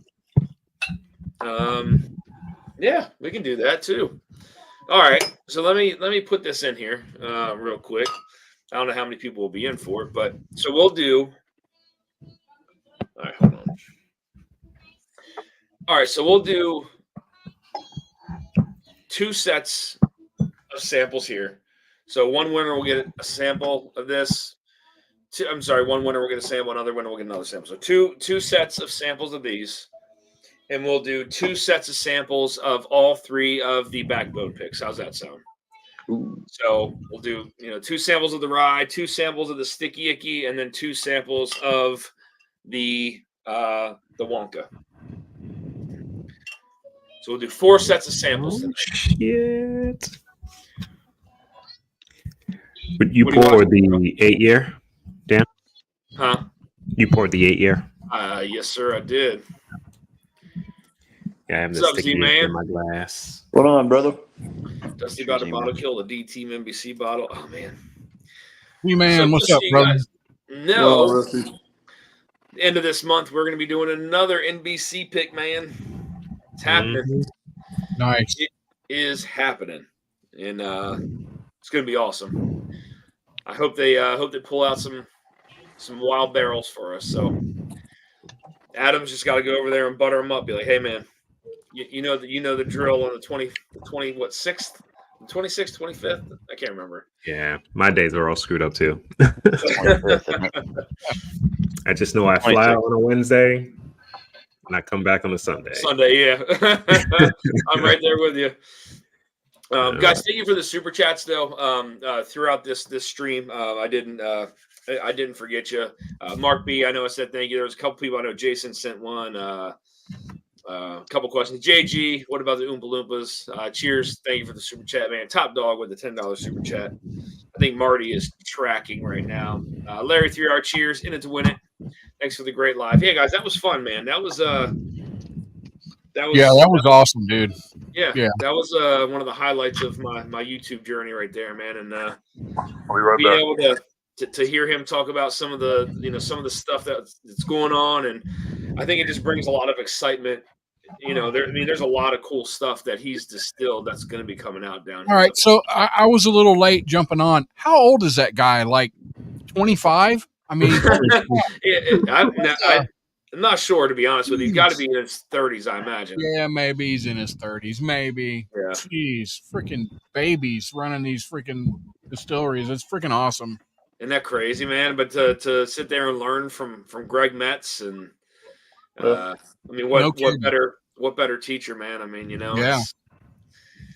And I would have loved to sat there and chat with him, but I know there was a lot of questions that people wanted, to ask, and I tried to get through them as best I could, but still wanted to hang out with them. You know what I mean? So. Yeah.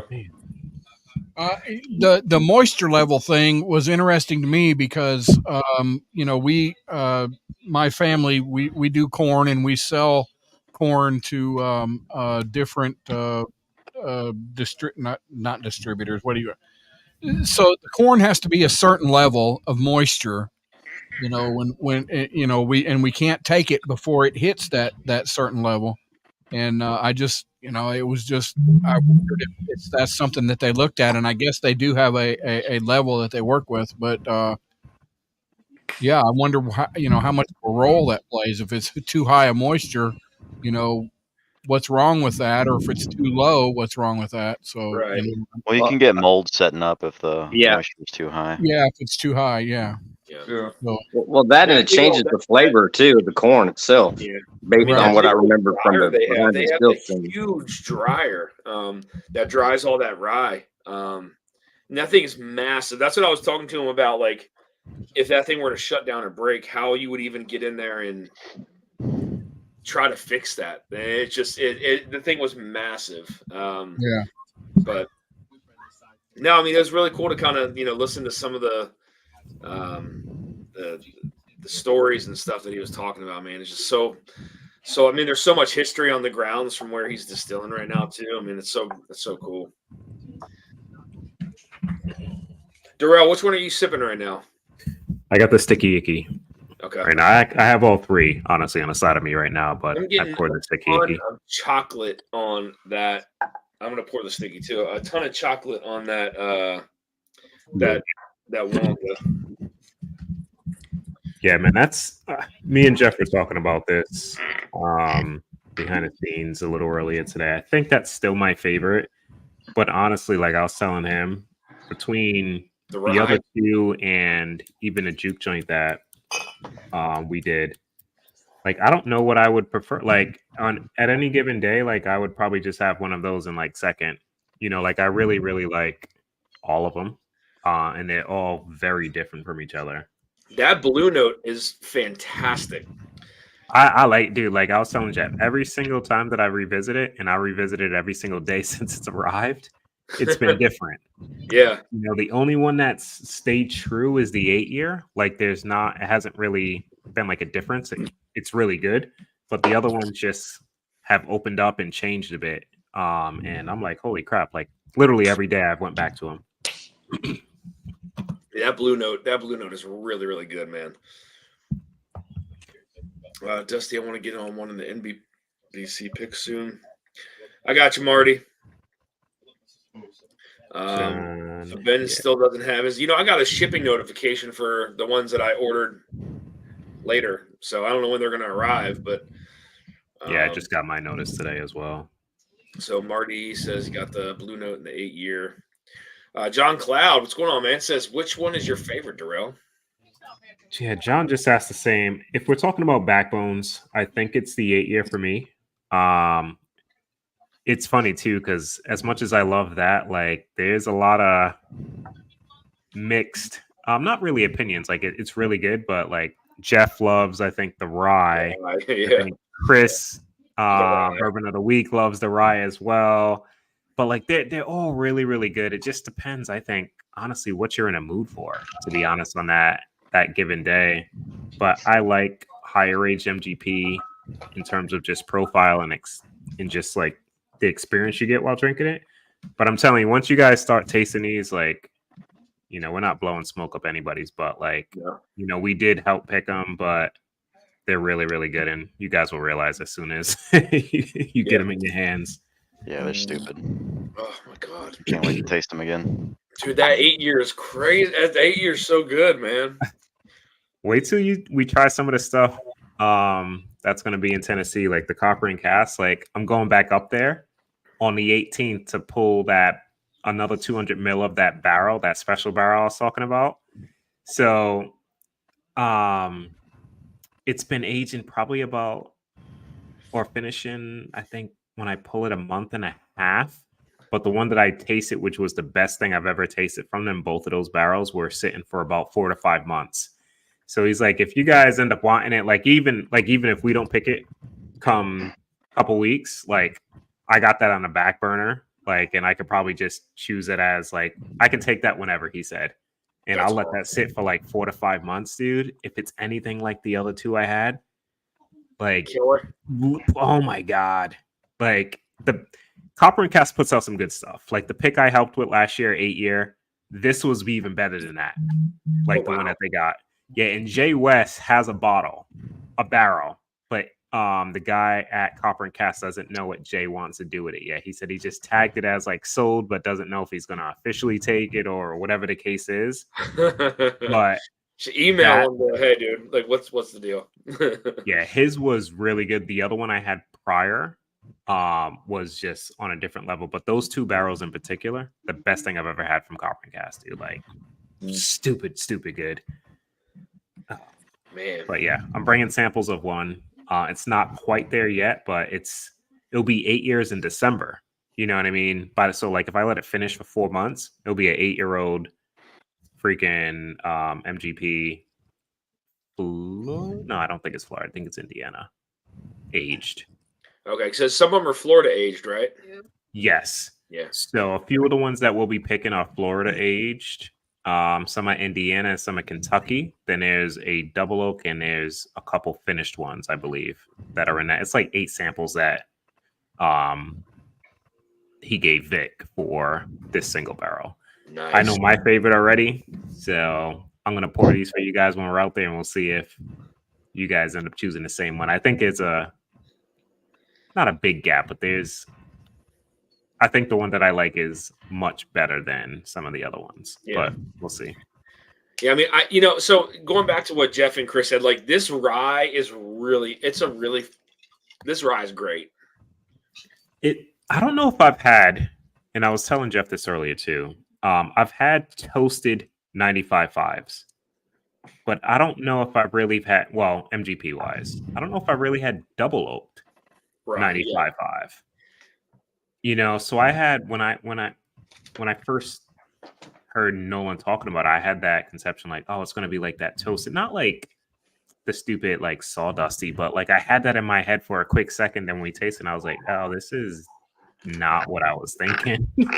You know, it's a completely different profile for MGP rye, man, and that's what I really dig about it. Like, it's just different than honestly any MGP rye I have here. Yeah, there's so much darkness to this. I mean, I was getting like chocolatey mint on it, and like you still get the rye, but there's a sweetness to Dude, it and too, it's like so brown dark sugar. too. Like, Yeah, I'm sitting in the dark, and this is the 8-year, and you can probably actually, I don't know if you can see the difference. Actually, you can't see the difference. Look at Yeah, the you can. 8-year, how light that is, and look how dark that is, dude. yeah, it's nuts. Like, it's crazy. Joe Waninger says I was on a pick with Cam, and he also picked a Backbone double oak rye. Rye. Yeah. Nice. Yeah, man. Nolan's doing some good stuff, man. Mm-hmm. I guess Oh I my can't God, give that too rye- much that rye credit is to the crazy, single dude. barrel, but yeah, he sourced him some good stuff. I can't make the Blitz whiskey nose. Who all here in the chat on the screen is going to the Jason Scott's meetup? Wait, who said they can't make it? Marty said that? Yes, Mark. I'm SoundCloud. finally getting to meet you, Mark. Yeah, that's pretty sad. We go all the way to Kentucky to meet, and you're in Maryland, and I'm in Virginia. I know. So, but I anyway. can't help it. You work it all the time. Oh, I was working while I was listening to the live stream. We got Were you? some stuff that, yeah, there's just things at work that has to go well, Yeah, I got you. so I can take off in a couple weeks. Top Dog with another $10 super chat says 2 for Renee. Much appreciated, man. EJ with a $10 super chat. Marty is bossing me around again. I appreciate it, guys. Thank you again. So for the giveaway tonight, guys, there is going to be again 3 total, or did I say 3 or 4? I can't remember. 4 total sets of samples. It's going to be 2 of the Remus and the other Remus, and then 2 of the 3 packs of the Backbone. So just in case anybody didn't get a chance to buy them yet, you'll have a chance to try them. Shit, I mixed all 3 of these up. I think they're pretty distinct, though. Like, you can probably taste them. That's the rye right there for sure. I know that already. Dude, oh man, dark berries and spice. Like, I get I don't want to say weird because I love the berry note I get, but it's a similar note from like a Scotch I have, but it's not Scotch. It's just this weird berry note that I get on this sticky icky that I freaking love. You get So some berries on that one? Yeah, I get like a dark berry, but it's not like a. Usually when I say dark, I'm thinking like blackberry, like blueberry type, but I'm not sure what berry note it is. But it has like a little bit of malt too. What's that? What? Missed out on what? They're still available, John. The only one that's not available is the 8-year. Yeah, the 8-year sold out. The rest are available. The rye's getting it. There's probably only maybe 30 bottles or so of the rye, I think. Jay Sell said, I love the names of the whiskeys that each time you reference them by their names. It's great. Yeah. Some of them have to be left off of alive. But it's like ingrained in the I don't think you could ever forget it. Promise they don't ship to Tennessee. Oh, Marty or John, come on, man. I could have got them sent to my house. Problem is they don't ship to Tennessee, so I would end up. Is that Top Dog? Yeah, John. No, it's a Turks. The Turks John, are like a PO box somewhere, dude. Like, yeah, we can John, figure it out. Go order some and get it sent to my address. You can send it to me. I already have the 3 people send in their boxes to me, and I'll ship them to them. I'll pay for your shipping. I'll pay for the shipping, man. I got you. Don't not order it because of that, man. Shit. I'll send it to you. T-Rob, what's going on, man? I can't wait for the NBC pick because I'll be able to pick it up there the next day, probably before you guys. Adam, do they do the same day bottling? Is that something that's normal or not often? As far as I know, it's weird the way they do it. So sometimes they say you have 2 weeks to sell it or something like that. Or you can wait 2 weeks and they'll ship it somewhere and put it in their website. Okay. I mean, as far as bottling it the same day, though, because like, you know how when we did the last one, like Yeah. we were able to get the bottles that they do that like all the It time? depends on what all they got on their filling stations, but Okay. Yeah, I know was gonna say, James is rolling out a lot of stuff right now, Yeah. so it might be the same day, it might not be. Okay. Who knows? yeah, Whiskey Row just did another NBC pick, and they brought 1 or 2 bottles back with them both times. Mhm. I guess like that, it just depends. I just linked them up with this was a while ago. I emailed Jay at Shared Porta. They wanted to try to find another outlet to get rid of some stuff, and so I sent an email, but Jay finally just responded back to him. So they might do some distribution through Shared Porta as well. Nice. NBC picks are tasting so different than other MGPs. Are they doing something besides blending? Says Larry. Yes. Those barrels, man. Those Calvins and all types of. Yeah, they're doing all kinds of yeah. I tell you, man, NBC is so Adam had brought something to the Barrels for Hope meetup. I can't remember the name of it, but that was Platonia? yeah. That may have been one of the best NBCs I've had in quite some time. You gotta try this. Yeah, You gotta try this. Is it up there with it? Yeah. Oh my god! All I right. think it blows the doors off of it. Shit, You said it blows the doors off that? Yeah. really? Was that the stuff and whiskey one? I think I had that, right? The This one? Palatine? No. No, Oh, no, the not that Platonia? one. That was the Yeah. blue top with the little bike on it. I know the name. I thought I had that one. That Did you was bring one that to? I did bring it to Pours in the Park. No, I wasn't Bourbon at in the Portland Barn. Park this Oh, year. that's right. Oh, wait, no. You didn't bring it to Indiana when we were out there, were you? No, I didn't have it yet. I know the name. Maybe you haven't had it. Maybe That- Kurt had it. That bottle's fantastic, man. I know the name. Whose pick is it? It's a group out of Ohio. It's some doctors up there. Or maybe I didn't have it. I remember that name. Eric Gunner, Oh, you'll have it soon. $20 super chat. Look forward to shipping Top Dogs bottles. I appreciate that, Eric. Thank you, man. I'm bringing your Barrels for Hope bottle too. Okay, gotcha. Ed get with you Williams, on that. wow, the $50 super chat says, "Can't wait to meet y'all at the Blitz. Get her done. Cheers, Ed. Looking forward to seeing you, man. To Want some of finally that meet you from food. the West Coast. Are you and Vic flying together, Ed?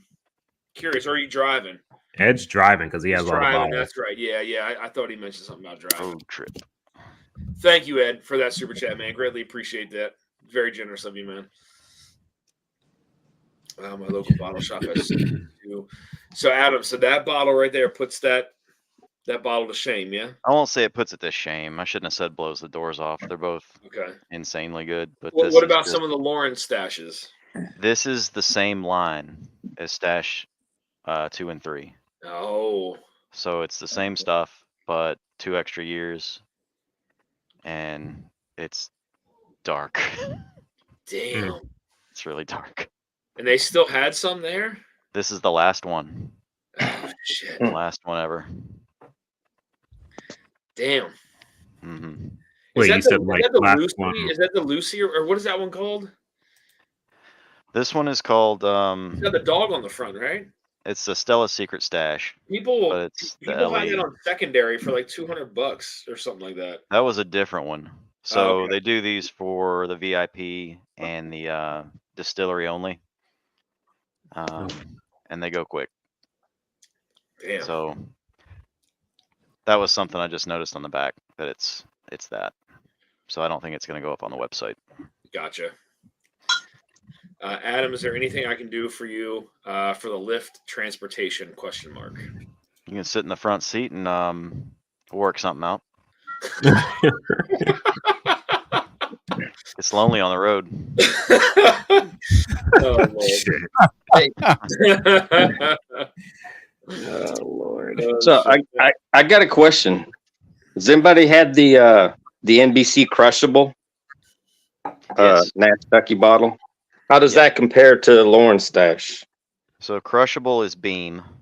This is Okay. not.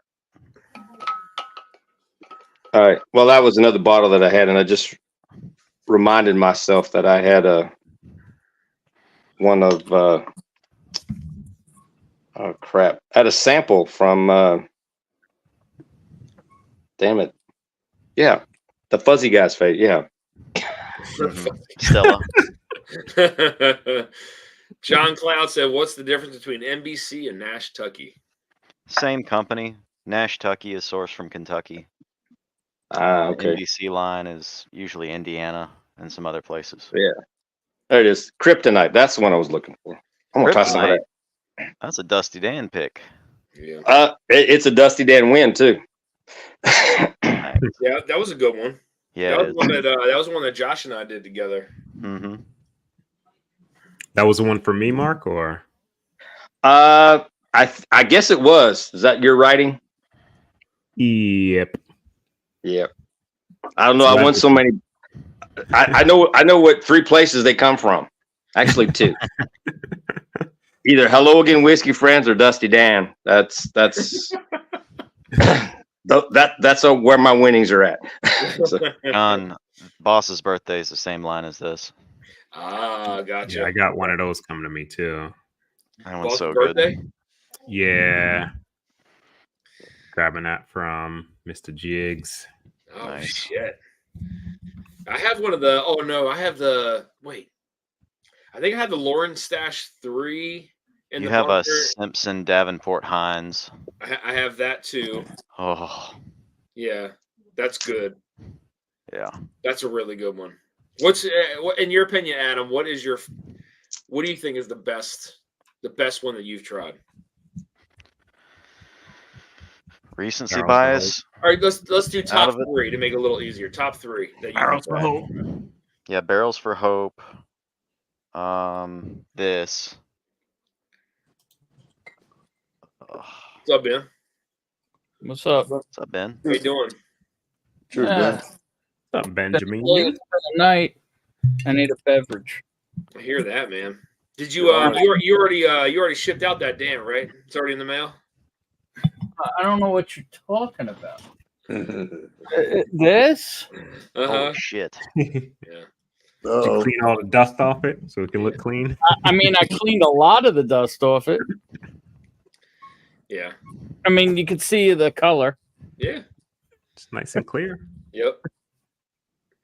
Oh my goodness. That's what I've got the dance to look like so far. Here's what I got here's what I got the walkers looking like so far. There you go. What'd you use? The alcohol and cotton lake. That's right, man. Alcohol and cotton ball, man. That's it. And then here's what I've got out of the Kentucky Gentleman so far. Yeah, that's hard. It's got all the grooves Nice. in it. Yep.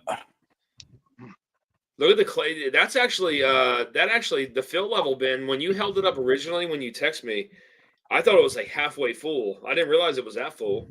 Oh no, it's almost to the top. Nice. Yeah, that's great. Yeah, Tax and then strip's still there. the labels hurt.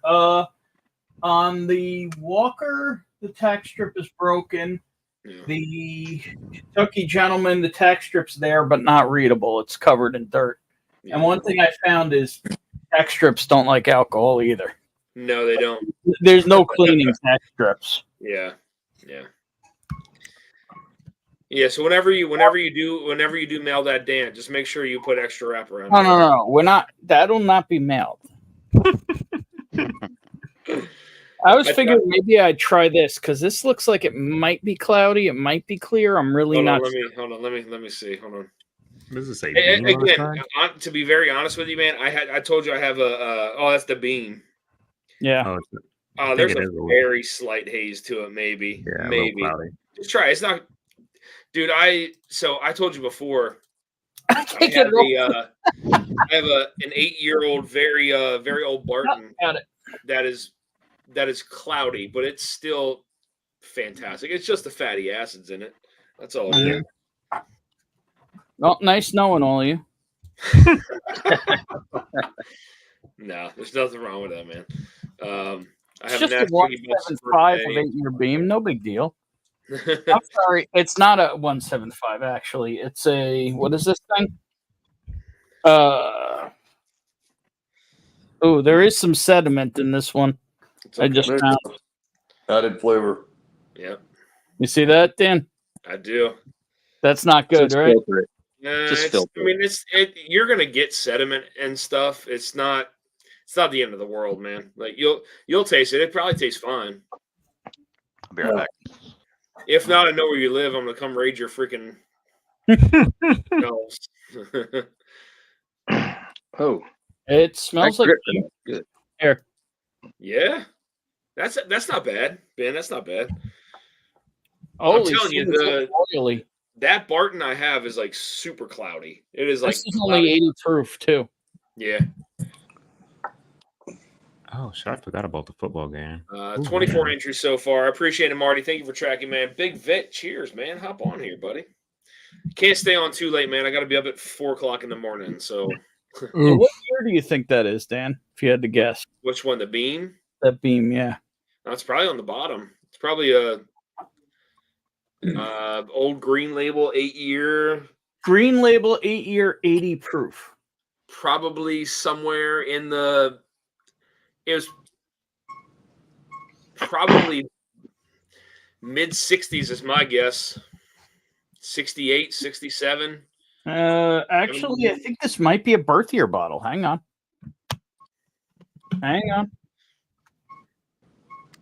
Is that a 78? Oh, it'd be bottled in 78. Mm-hmm. But distilled, it has to be distilled before then. Obviously. Yeah. The Where'd he go? Oh. I'm trying to use the flash to read the bottom. I thought I was. Rusty, what are you sipping on? I'm sipping on Rebecca Creek Spanish Oak. Okay. Yes, sir. Yeah. It's Those are fantastic. they're unbelievable, man. Those are so good. I luckily a few weeks ago I found somebody that could get me a bottle, so I have a backup that is that a 78 or 79? I'm going to do my best to hang on to it so I can share it with my son who is in the Navy, and he has not had a chance to try it yet. So the next time I can get together with him, I'm gonna bust it open with him. Where's he stationed? Washington State, Whidbey Island. Yeah, so he's way up there. So he made a chief petty officer last year, but when you make chief petty officer, you actually have to wait like a whole year before you start getting the pay, and that just happened. So he's now being paid, chief petty officer, and he's pretty proud, and I'm proud of him. You should be, man. Yeah, hell yeah. Dan, it looks like a 79. 79. So that's 8 years old. So distilled early 70, 71. Yeah. Minimum. Yeah. Damn, I was a freshman in high school that year. Damn it. It doesn't smell particularly dusty. I'll tell you that.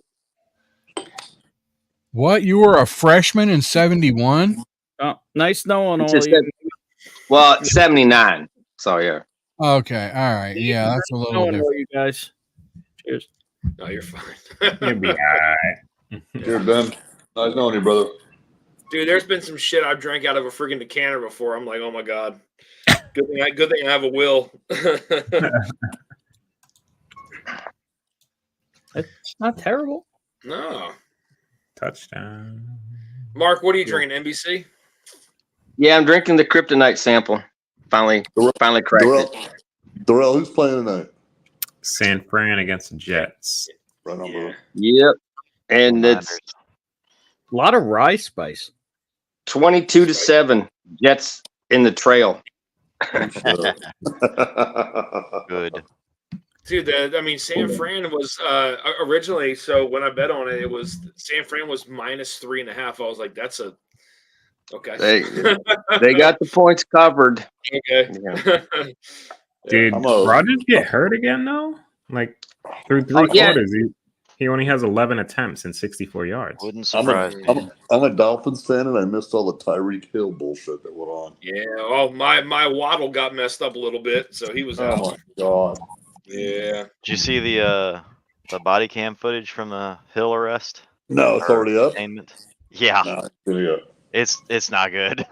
He got arrested? He got detained. Yeah. He got ripped out of his car right before the game. Handcuffed. Yep. Yeah. Handcuffed, the whole bit. Yeah, they had him on the floor or the ground, They handcuffed. got Calais Campbell too. I think they were driving at like 80 miles an hour, but that's another story. But He said he was. and They he said he never was license. weaving through traffic, but there was a Yeah, lot of well. traffic. There's no way he was going 80. I think the cops are just trying to save face, but they look like real D-bags. Yeah. Well, You said they did the Tyreek- same thing to Calais Campbell. Yeah, because he pulled over to Was he the check one on that him. was like in the Bentley SUV or whatever? Yeah. Okay. Him and Jonnu Smith. Dude, that motherfucker's so big. Yeah. How did they He's not know huge. who they were messing with? Yeah, he pulled up in his Well, Rolls Royce on the scene. well, that's like that golfer that got detained last year in Kentucky trying to go to an event. It's like people don't know, but there are D-bags out there, and that's the problem. Yep. Yeah. 22-7 pending extra point. Dude, I was Wow. watching one thing one time. It was like a guy that like he was hosting a concert. I forget what concert it was, and he was walking backstage, and security wasn't even letting him in. It was his concert. Oh my It god. was crazy. Like he was walking through backstage, and they were like, "No, you can't get." He's like, "Dude, like you literally had to break it down." I'm like, You know who the hell I am? he was the main feature, like of the damn concert. Calais Campbell's one of those guys. Like, can you step out of the car, please, sir? Like, oh, okay, you can go ahead and step back in. Sit back in. Yeah, you can go. You can get back in there. And Tyreek Hill didn't have his driver's license either. Oh, shit. So Well, you don't need it. You don't. Did you just say you don't need it? No, you don't need it on you. Like they can issue you like a citation, whatever, as long as you have a license. Yeah. Right. And you can prove you could say your license number. Like they can give you like a little summons or whatever, but it gets dismissed immediately. I think here Right. they You don't arrest need you. You don't need to drive with it. You They just need to arre- have an active Where they driver's arrest you, license. Adam? Yeah, I think they take you to jail, and then they'll release you on bond. But then when you go to court, you have to provide your license, and then you just pay a fine for not having it on you. No, well, it's not arrestable here. I know that for sure. No. They only can issue you like a little, almost looks like a ticket in a sense. Tennessee's to up weird with like illegal immigration for not being a border town or border state. Mm. It's kind of There's no such thing as a border state now. They're all No? over. okay. Well, Oh, talk to the people in Aurora, Colorado. So You talking about the Venezuelan gangs? yeah, that's what I said. We're all That was disproven. we're a border country now, not a border state. That was disproven. Oh, Yeah. But we won't get into that. how does he have 64 yards in 3/4 or 2.5 quarters? Yeah, I had Waddle on my my fantasy Z-Man, and he got Didn't he get what a did he get, decent a amount of concussion yards? or a mild concussion? I can't remember what he. I mean, he still got 17 points for me, I think. But Well, Tyreek Hill's a fucking beast, man. You guys know that. Yeah. oh, Tyreek Hill's he's a different breed, man. Top dog. I got orders bottled sent to your house. That's fine, man. No Oh, problem. Rogers is still playing. He just Yeah, scored I'm watching it completion. now, but like I'm like, how's he doing? Like 64 yards. I heard Old, man. Marty says all I know is I he's got not doing today. I heard Tom Brady couldn't commentate shit. Is that true? I couldn't listen to him. Well, hey, actually, there was a whole lot to talk about because the Browns were playing like crap. So, you know. I'm telling everybody, give the dude a chance. I hated Tony Romo when he was in there, and he's gotten better. Romo's a beast. Like I he'll like call out Romo. freaking the damn play. Like Romo's like Yeah. he knows his shit. I mean, I think well, I Brady- mean, and that's, you know, to be honest, that's how Brady is too. Though, like, you can't say that Brady doesn't know his stuff. You know what I mean? Oh, like, for sure. I mean, You just can't listen to the guy. you just, yeah, that's the difference, right? Same thing His with Peyton voice Manning. pisses Like, me off. I love Peyton Manning, and I mean, to hear him, you know, to hear him commentate. I mean, he knows what he's talking about. Like, obviously, but Benny, you pour more. And he signed a 10-year contract for like Sharon. 328 million. Brady did. Poured a little for my cousin, Dan. Oh, There you pick go. off, interception. Oh, there we go. Oh, did Rogers throw a pick? Yeah, it got kind of batted. Did I crack that chant, Dusty? Huh? I like streaming because you guys say it, then I see it. I'm gonna try this. Which one's that? You were talking about The that. single barrel. Oh no, I Ooh. think you're just talking about the brand. Hold on. Oh, is that the? Hold on. Bill's package store. HK Young, yeah, nice. Single barrel. Six Okay. shares, you know, Was that a pick? 14.6. finished in a tilted barrel. Yes. That whiskey's older than you. Ben Demon Hunter, cheers, man. Good to see you. Josh Fritz, cheers. I didn't get to say hi to you either, guys. Sorry. Amy Boehm, cheers. God damn, that's fucking smooth. Did you hear him, Dusty? Huh? Did you hear my cousin? What is it? He just said, "Damn, that's smooth." Oh. Hold on. What did you say? Hold on 1 second.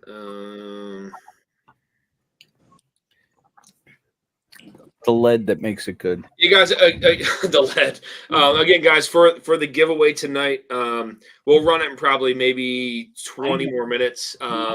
So tonight, guys, we do have the Remus giveaway. These were sent from Ian.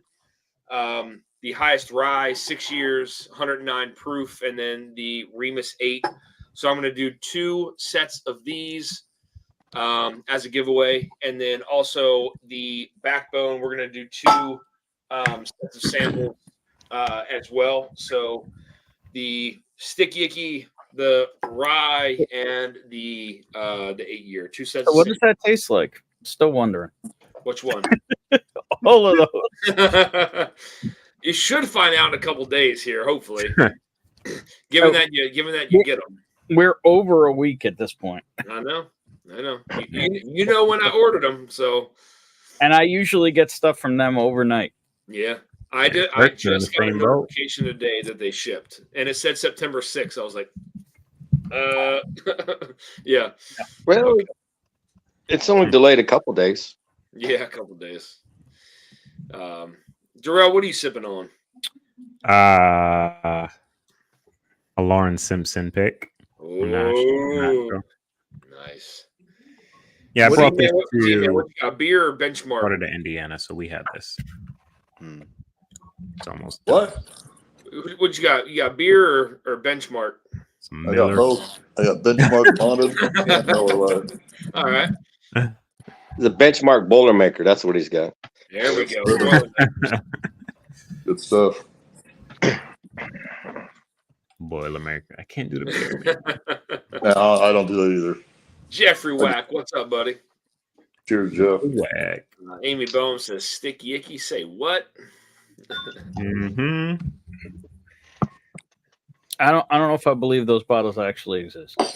I know I got a bunch of people to buy them, but I don't know. They're just rumors, Ben. They're rumors. Yes, I'll run. Hopefully, I mean, you should get them this week. I mean, I can't see how you could not get them this week. I should have had them last Wednesday. Yeah. You know, I know Jay messaged, like, You know sent what's out an gonna email and was like, hey, so like kind of like what's the plan to sell the rest? It's like, dude, like, can we get the whiskey into people's hands first? Like, so they can Mhm. try it? The plan is have people taste it for the money. Right? Like Mhm. I'm just saying, might be time to look at other avenues. I'm just saying.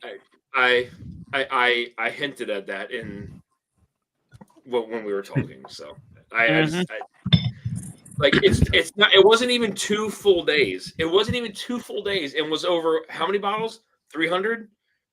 That's a lot. We had a total of 500, and I think we sold close to 300 of them within the first day. Yeah. Maybe 600 with the Blue Note. No, Wait, was I counting Blue Note? I'm not 5. sure. I had 4. No, with Blue Note, it was like 497, No way. Blue Note Yeah, was like 180 on its own. 190. 190. Sticky Icky was 180 something. Okay. Yeah. Then you got another 100 over like 120 or Well, I was 400, it was 135. 497 picks between the 4 bottles. Either way, still. Yeah. No, And that's before like we purchased stuff. So it was well over 500. it had to have been over 5. Yeah. But So- after we and- bought, it was 497. Jigs. It Now, wasn't even 2 days, and we got an email. I was like, dude, like, Yeah. are you serious right now? Hey, CC me. I'll respond. So, Richie Z, cheers, man, with the $10 super chat. Fantastic life. Dan and entry each for me and Shauna Marie D. Cheers, Richie Z. Appreciate that, buddy. Amy is Bone, everybody $20 super chat. posting Cheers, Dan links and crew. Love you all. Love you too, Amy. Cheers. Thank you for the super chat. Hey. Good to see you. Thanks for stopping in here. Joe, Dusty, But yeah, I did mean you that's post the links just the kind of stuff, like, you know, for instance, right? And I'm not ashamed to say this at all, but like the Blue Run pick that I did, I know it's kind of stupid expensive, but like I haven't got a word about that sitting in the warehouse over at Sealbox. Like, not a I'm word. not convinced it's sitting there. I mean, it's got to be over there. It's not sold out. You can still buy them. Or did they order them on demand from Blue Note? I don't know. They- All I know is you can still get them, but Oh, yeah, I'm waiting. We're waiting for the day they go on sale so we can afford our own pick. yeah, it's just the point of it. Like, I've never received a single email from them saying, "Hey, like, what's the deal?" Like, Is nothing. Blue Note still doing anything? Who? Blue Note? I haven't seen any releases from them. Blue Blue Run. Note or Blue Run? Yeah. Blue Run. They sent me an email for their next Chosen. thing, and I didn't even respond. I didn't even respond to it. So, Jigs with a $20 super chat, man, says, "Keep it dusty, everyone." Cheers, Jigs. I appreciate that, brother. You are in it to win it as well. I'm working on killing some of my older backbones. I killed Sub-Zero the other night. Oh, What was that one? That one was hang on. It's over here. Amy Bohm says, "Dan's got the palate. It's been a minute, but that Sagamore Dusty pick was epic." Yeah, that was a man. You know, I haven't cracked that in a while, man. This was a 120 proof, double barreled, low rye MGP.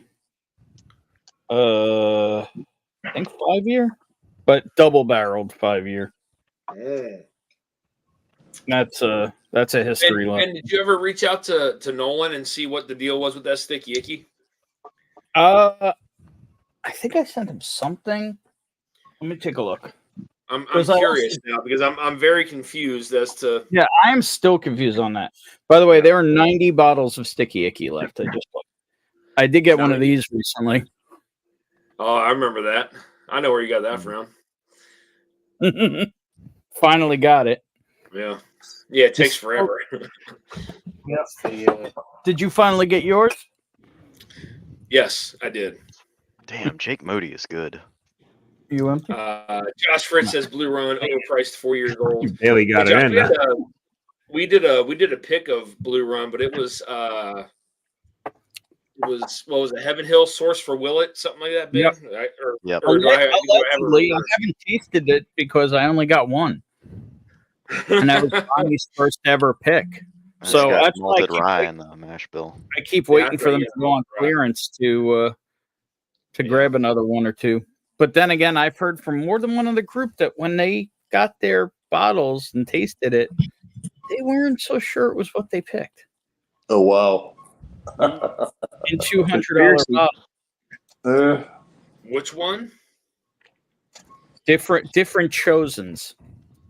Oh, okay. I mean, I know the one that we got was what it was. I mean, You opened yours?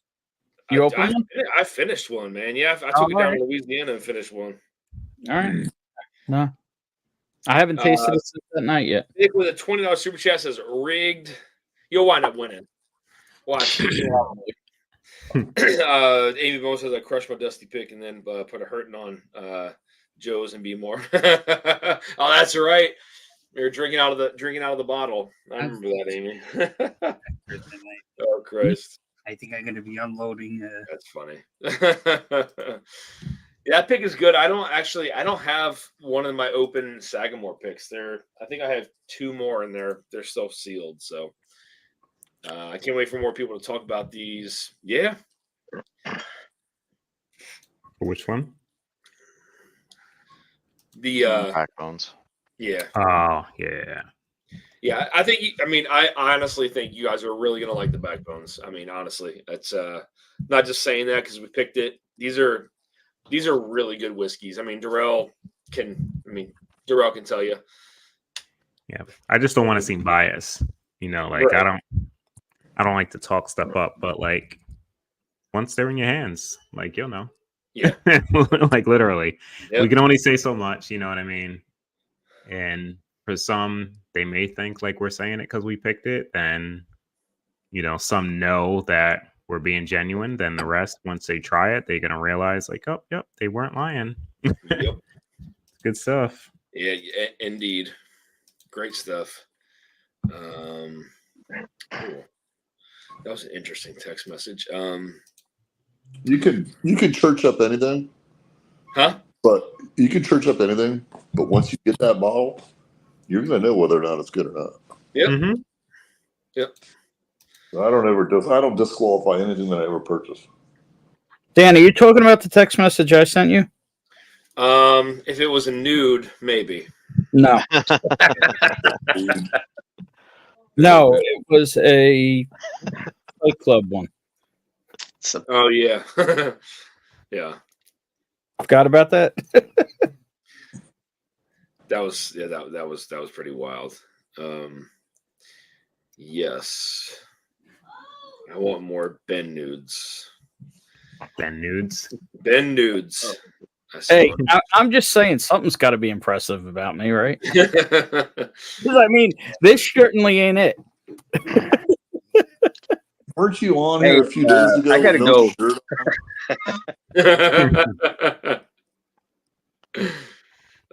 Did you get the new Remus yet? What Remus? No Remus. Yeah, that's what. So what did you? I didn't actually hear what you thought of the Remus 8. Yeah, I think it's good. I mean, I definitely think you taste the higher age on it, but that 5 is hard to beat, dude. I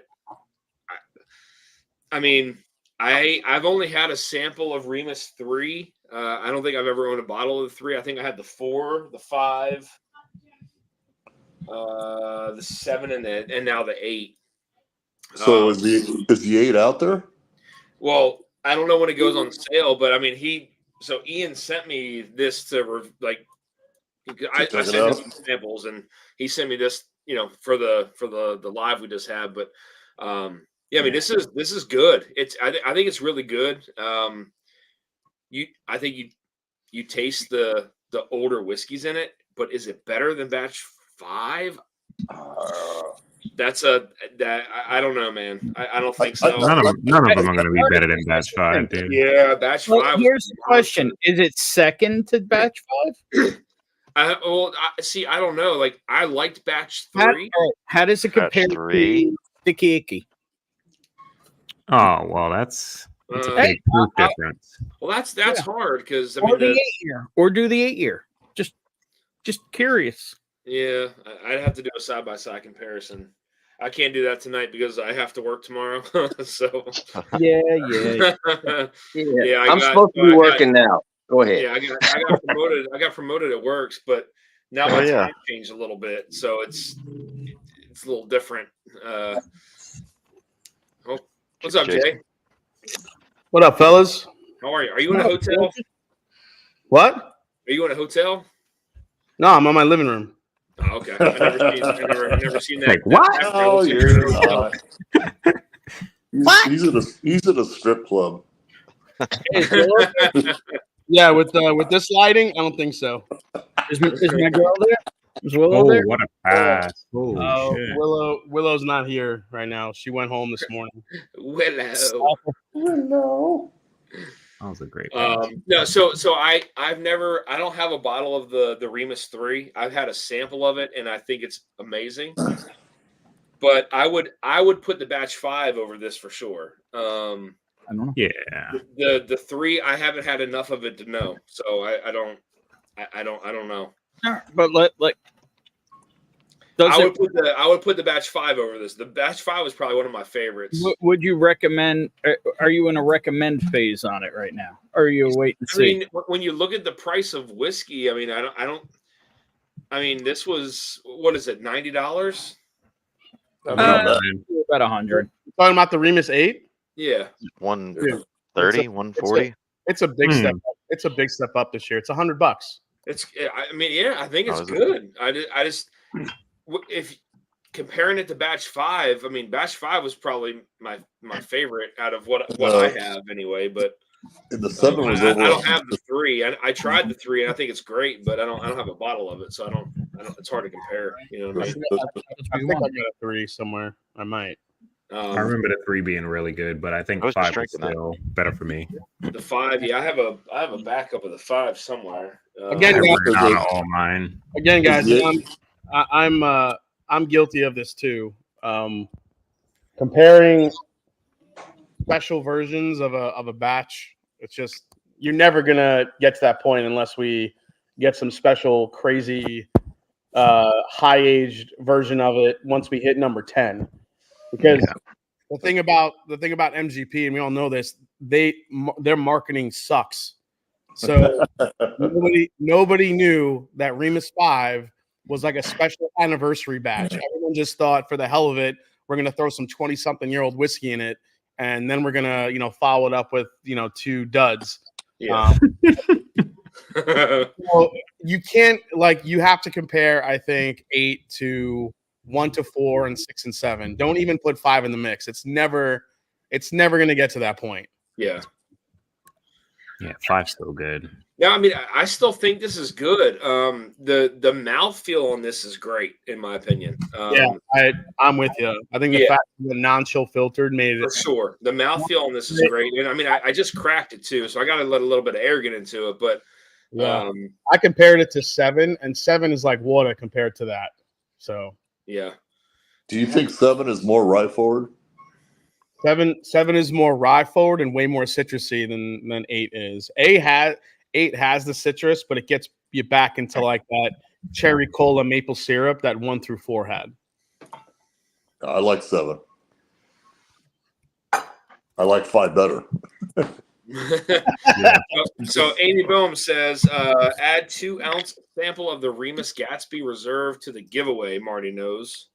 Marty knows. Whiskey knows. Sorry. Marty knows. Marty knows. Marty does know. Thank you, Amy. I appreciate that. What's up, T-Rob? Here's everybody. How you doing, man? See you guys. What's up, T-Rob? T-Rob, you specimen. What's going on, man? Hey, specimen. $109 in Ohio for the Remus. 109. Yeah, I think so. I think that's what I just paid for it. Yeah. Yeah. I mean, I'd have to let some air get into it, but I mean, I still think the 5 is really good. But I mean, that's got a great mouthfeel to it still, man. I mean, it's good. Is he eight more bourbon or more rye? Huh? Is he 8 more bourbon or more rye forward? More bourbon for me, I think. Okay. Yeah. It doesn't come off. I mean, as well, like you don't get a lot of that. I don't get a lot of that high rye in there. See, man. I mean, especially with it only being 100 proof, like you're not getting number one the proof, like the spiciness of the proof. But even with some of that older stuff, I think it kind of tones down the rye in there. But it's I think it's it's more of an oak forward profile than the last for two. sure. For sure. That 17-year whiskey that's in number 8 definitely makes a difference. Jeffrey Wack kind of hits it on the head. It's a great blend of classic and modern MGP, which I think is a great way to describe it. All right. Because you have the cherry cola notes from the old stuff, but then you have some of that citrus from the new. The mouthfeel on it is way better, and there's an oaky profile to it. I feel like that's the only thing from maybe a little bit of 5 that you can compare it to, because 6 and 7 and some of the others weren't that oak forward. I think this one is oak forward, especially on the back of the palate. Yeah, for sure, 100%. I mean, and that's what I said when I was talking to Ian. Like, you definitely get. It's not like super tannic, but you definitely get the age of the whiskeys on the palate. But that creamy kind of citrus there like it's very oily and viscous, man. I like that about it. You remember trying this at Cask Strength, Dusty? Yeah. That was one of the last things we tried. And we didn't like it as much as the proof one. Nope. Which was surprising. It is surprising because it wasn't like 120 some proof. Yeah. Yeah. It was 120. I think I wrote down it was like 127 and change. So it was high. 17-year in that batch 8 does so much considering it's 9% of the blend. Yep. Yeah.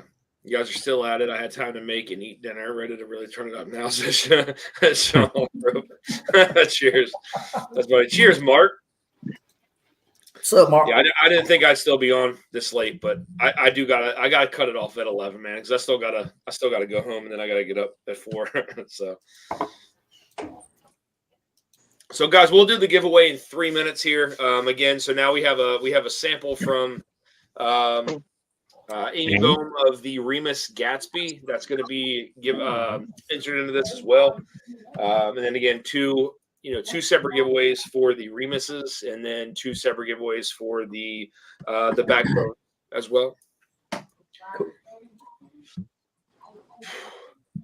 Jay, what are you sipping on? Remus 8. I just reviewed it. I'm so behind on reviews, man. Ever since I got promoted at work, but ever since I did, like, my timing has been off. Like, really, I'm so far behind on doing reviews right now. I mean, I haven't put out something in like 2 weeks.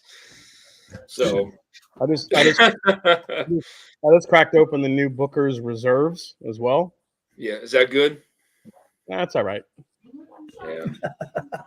Hate to burst anyone's Booker's bubble, but it's I think it's very straightforward profile wise. It's very brown sugar, it's a vanilla bomb, caramel, but I expected to find more layers of flavor in it, and it just hasn't happened for me quite yet. But I will say the one thing about the Booker's Reserves, much like the Remus 8, is the texture is insane. It is so velvety and so just mouth coating. That's probably the best part of it. It's unlike any Booker's I've had with that type of mouthfeel to it. It's syrupy, and I think with that mouthfeel, I wanted more flavor, and I just wasn't getting it. It also has a little bit of kind of a dusty oak funk to it on the back end, which I don't mind. It's kind of a throwback in that way. But I feel like there's still not enough like layered flavor in it to warrant like people paying, the SRP on it's only $130. It's not like it's like priced at like 200 or 250 like Infinite is, but I don't know. I just expected more from it, I think. I'm expecting a lot from the last Bookers this year. Oh, because it's Jimmy's batch. if they throw a softball and don't do something cool for Jimmy's batch, That's just that's a big name to go in a batch, man. I know. I'd say not only is the name on the batch, there's an illustration. Yeah, that's and true. the illustration has a little extra in it. Oh, Jesus gee. Christ. It's there. You say what you want about me. It's there. There you go. So Eric Gunderson is also throwing in a sample of the Remus 5. So we have the Remus 5 Nice. from Eric Gunderson. We have the Remus Gatsby from Amy Bohm, and then my giveaway as well, guys. And we should start drawing that here in 1 more minute. Any super chats, you guys are more than welcome to be in to this giveaway. We'll do that, and I'll do the patron giveaway as well. So for the patron giveaway, we're doing the Sagamore Manhattan finish. Oh, nice. Ooh. Yep. So that's going to be for the patrons. I went there and they were all out. They were like, "You're 2 weeks behind on the however you pronounce that shit." Amontillado or whatever the hell it's called. Amontillado. Amontillado. They were like, "Yeah, you're 2 weeks behind on that one." I was like, "Oh shit, okay." So missed that one, but got the Manhattan finish as a giveaway bottle for There you go. the patrons. Whiskey Nose, thank you for that. Much appreciated. Mark Amenecker says, "You see what you're looking for, Ben." That's funny. It's not yeah, rich. Jay, did you do the Silver Oak from Bardstown? Yeah, I didn't like it. Yeah, I haven't done that yet. I haven't done. Jack Daniels sent me this. I still haven't done this yet. Like, I'm so far behind, man. I don't know. I don't know what to do. Yeah, man. I'm just gonna do shorts from now on, man. Just sit on your ass and just record them, dude. Shit.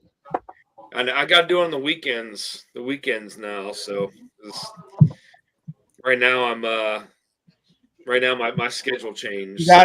You got promoted at Build-A-Bear finally? That's awesome. Yes, I'm the stuffer. I'm the stuffer, motherfucker. I stuffed them goddamn bears. Nice. Lead. Shit. Jeff says Silver Oak with a thumbs down. Yep. T-Rob with the $10 super chat. T-Rob, I appreciate it, man. You are in for two. Pretty good. Thank you. Thank you. This Silver Oak's pretty good. What is that? Yeah. Oh, an elixir pick. An elixir backbone. Hell yeah. How old? It was dumped in 2019. Ben, just mail that to me with the dant. When was it? Dance is not mailed, When but was it barreled? Bonnie and I are headed down there in a couple weeks. So Where? DC. What are you doing down there? Hopefully sexually harassing you. Okay. And I will be sexually harassing T-Rob. And T-Rob. Okay. Together? Yes. Shit. Dude, T-Rob, we are in for some fun, buddy. I think that's the same weekend now, right? As Jay's event? Yeah. Dude, you guys better get a California king bed with the three of you in there. Jesus. That's right. That's a lot of tickling going on. I got that penthouse suite up there, buddy. We're good. Those are some big bodies on one bed. Jesus Christ. Oh, Jay, you know. Well, I know. I just know it's going to get hot in there real fast. Oh, goodness. Mark Yamanek with a $10 super chat. I got to try to bring the backbone. All right, guys. there you go. Let's go ahead and run this. Marty, if you want to send me the wheel, we're going to go ahead and get into this giveaway here real quick. Dusty, your Wonka backbone pick, the one with your weird sticker on it, is fucking. I love that sticker. Oh, I love Jeff that, in his Halloween I love costume. that sticker too, but it weirds me out, man. Is it because Jeff's in it? You got to zoom in on Jeff, though. That's what makes it, dude. I know. I know. But I'm just saying, it's a weird. Like, Did you try the sticky icky yet? That's all I want to know. I did try the sticky icky. I did like it. It's very impressive for the age, but Dan's pick is outstanding. Well, they're both dance. Well, I know. Well, Dan's face pick. Yes. Yeah. That didn't come out right. I don't think. Anyway. You know what I mean. Shit. What is this, Ben? Oh shit. Jimmy's batch. Oh god. Oh, okay. There wasn't a little extra on there. Come on. Oh my god. That looks fucking painful. It looks painful. Somebody. I'm just saying, this is going to be the first Booker's I've bought in years. All right, Bookers. Yeah. But you're not buying it to drink it. That's the sad part. Oh, absolutely. I will drink it. You gotta find out if it's worth Jimmy's name on there. That's right. Well, exactly. And all right, if guys, it's- I'm gonna motherfuck them all the way to the bottom of the bottle if it isn't. Let me do this real quick. I'm going to share the screen for the patron giveaway for the Manhattan Finish. Let me share this screen here with you guys. We'll do this one first. These kids. Oh my god. Goodness. Share screen. I need a water. Water. Get the water. Get the water. Let me cancel that. All right. Come on. Goodness. There we go. All right. So this is for the patron giveaway, guys. This is for the Sagamore Manhattan Finish. As soon as this decides to share. All right, here we go. Okay. So I'll run through the names here real quick. It's still thinking. Turks, Todd D. Huh? Damn. There you go. It's a lot of names. So 210, Adam, Big Vic, Bourbon Jerk, your friend, Callie Drams, Chris D, Copper Wolf, David Bass, DMCKY, Doug H, Papa, Dunny, EJ, Eric D, Eric Foster, Eric G, Evan Girth, Greg, James, JG Jigs, Joe G, come on, Lance P, Mark B, Pat Mochow, Paul Gutt, Peter B, Richie Z, Roger Randall, Sandeep, Scott A, Scott Page, Sean of the Door Stuff, Tim R, Todd D, Todd Dog, Turks, William Hines, Z-Man, Nick Altman, JH. Can you Let's go back shuffle this bad boy? I think you skipped a couple damn 67 before you times. Here we go. Yeah.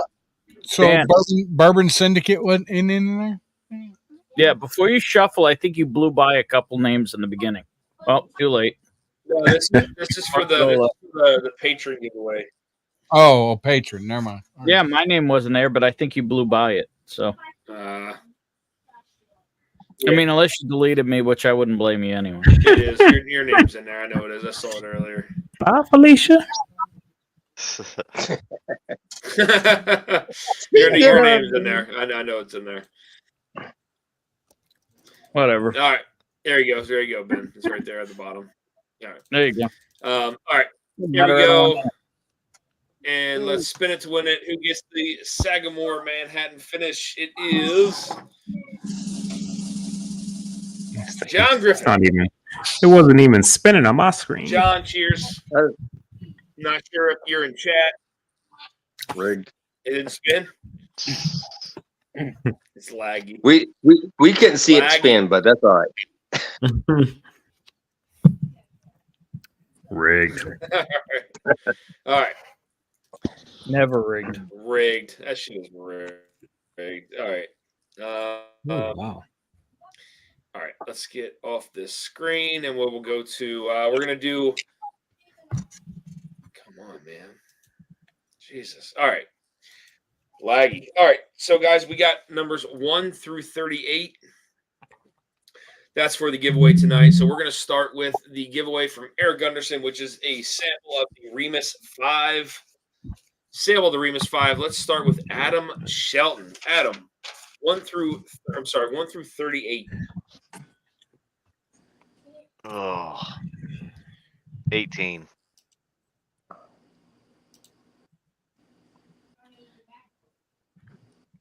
18. Where'd Ben go?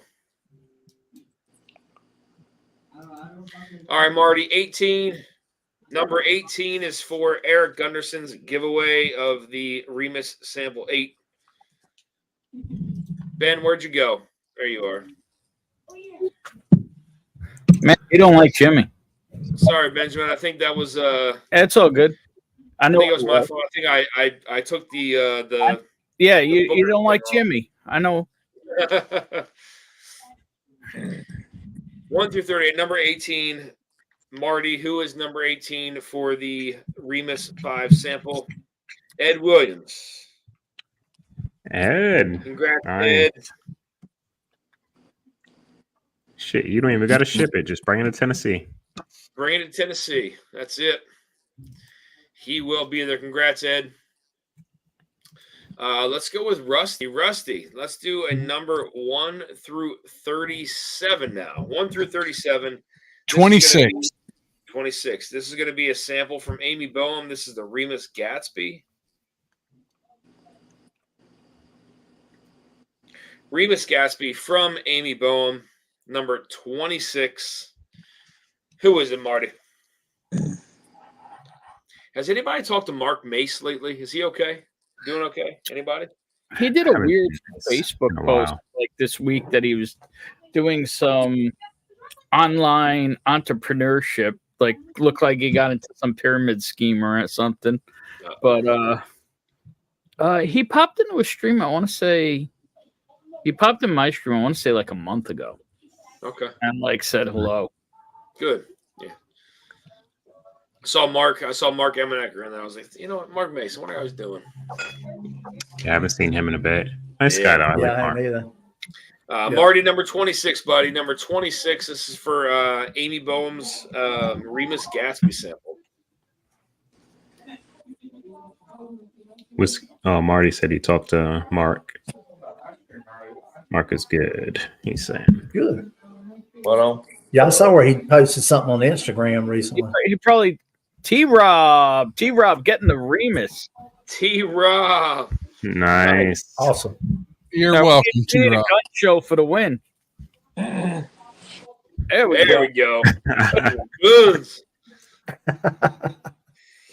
Awesome. Yeah, I made a Kings County liker out of Amy Boehm, apparently. What did you say? I don't know, like 20 samples. No shit. You know, I'm slow, so when people finally get packs from me, they're usually fairly good. It's packs from 3 years ago. I owed you this and this and this and this. All right, guys. So now we are going always through. Was that 1 through 35? Right, 36. That was 1 through 37. That last one, I believe. All right. So number 1 through 36. This is going to be for the pack of the Remus pick. Sorry, not picks. Bottles for me. The Remus 8, and then the Remus highest rye. Let's have Z-Man 1 through 36. You'll have to take the shade off. Pick number 1 through 36. 2, brother. Huh? Number 2. Number 2? Yes. Number 2, Marty. Number 2 is for the. I need a win. I need a win, damn it. Oh, come on, Amy. It was 2023, not 2022. Yeah. Get it right.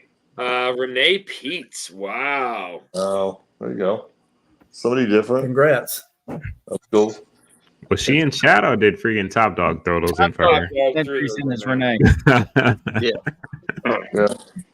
I don't think Renee's going to drink it, though. Just saying. Oh, that's right. He did it for his wife. I forgot about that. All right, so now we're going to go to Darrell.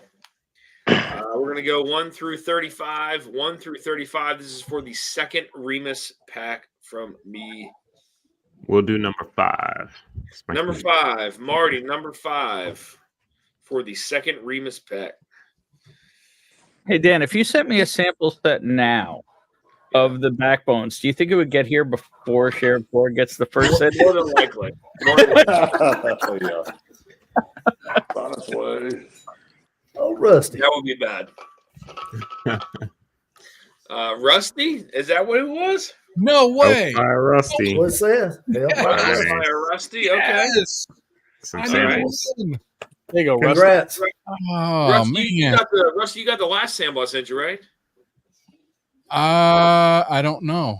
Did I? Should have. Probably. You won. Yeah. Yeah, you I won. prob- I forget what it was. You won something. I know I sent it to you. Yeah, you probably did. My wife, she corrals all my samples, so she lets me know when I win. All right. I may win some. Yeah, All right. it's a thing. But that dude, that's awesome. Yeah, man. Yes. Yep. So you got a sample of the Remus 6 highest rye, and then the Remus 8 coming to you from me, buddy. Dude, that's freaking awesome. All right, so now we're gonna go to Mark B. Mark B, I need you to pick a number 1 through 34. Mark, 1 through 34. This is gonna be for 29. All right, this is for a 3-pack of the Backbone. 3-pack of the Backbone, number 9. 29. 29. 29, Marty. 29.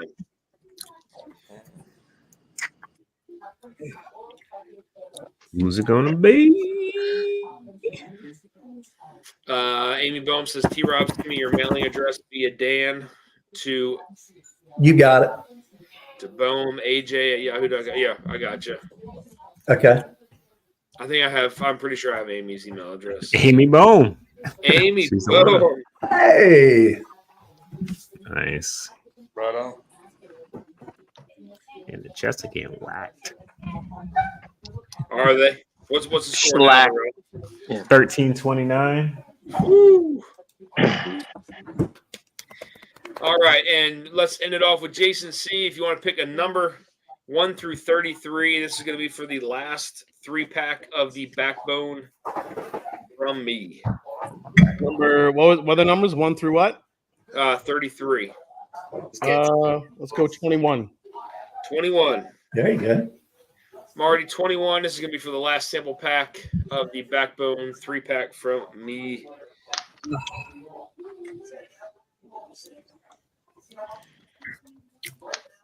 And this weekend, I got a lot of shit to do this week. I have so much shit to review. I'm just doing shorts, man. Reviews just aren't doing it, Jay.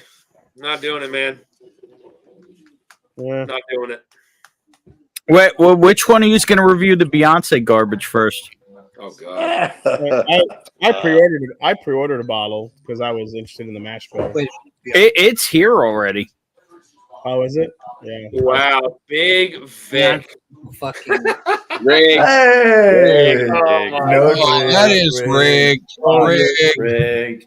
This guy Good job, needs to Big give away Vic. those Absolutely. samples. He needs to give away those samples to somebody else. Oh, rigged. Congrats, Vic. You got it, buddy. Do more Scotch reviews, says Sean. Dude, I don't. Do you like Scotch?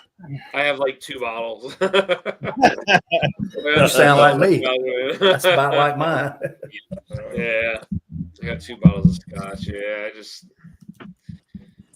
No, but I don't know. I think. You know what? I tried the Jack 12. I know, Nick. I mean, you know, do I need to send my address to anybody? I don't even freaking know.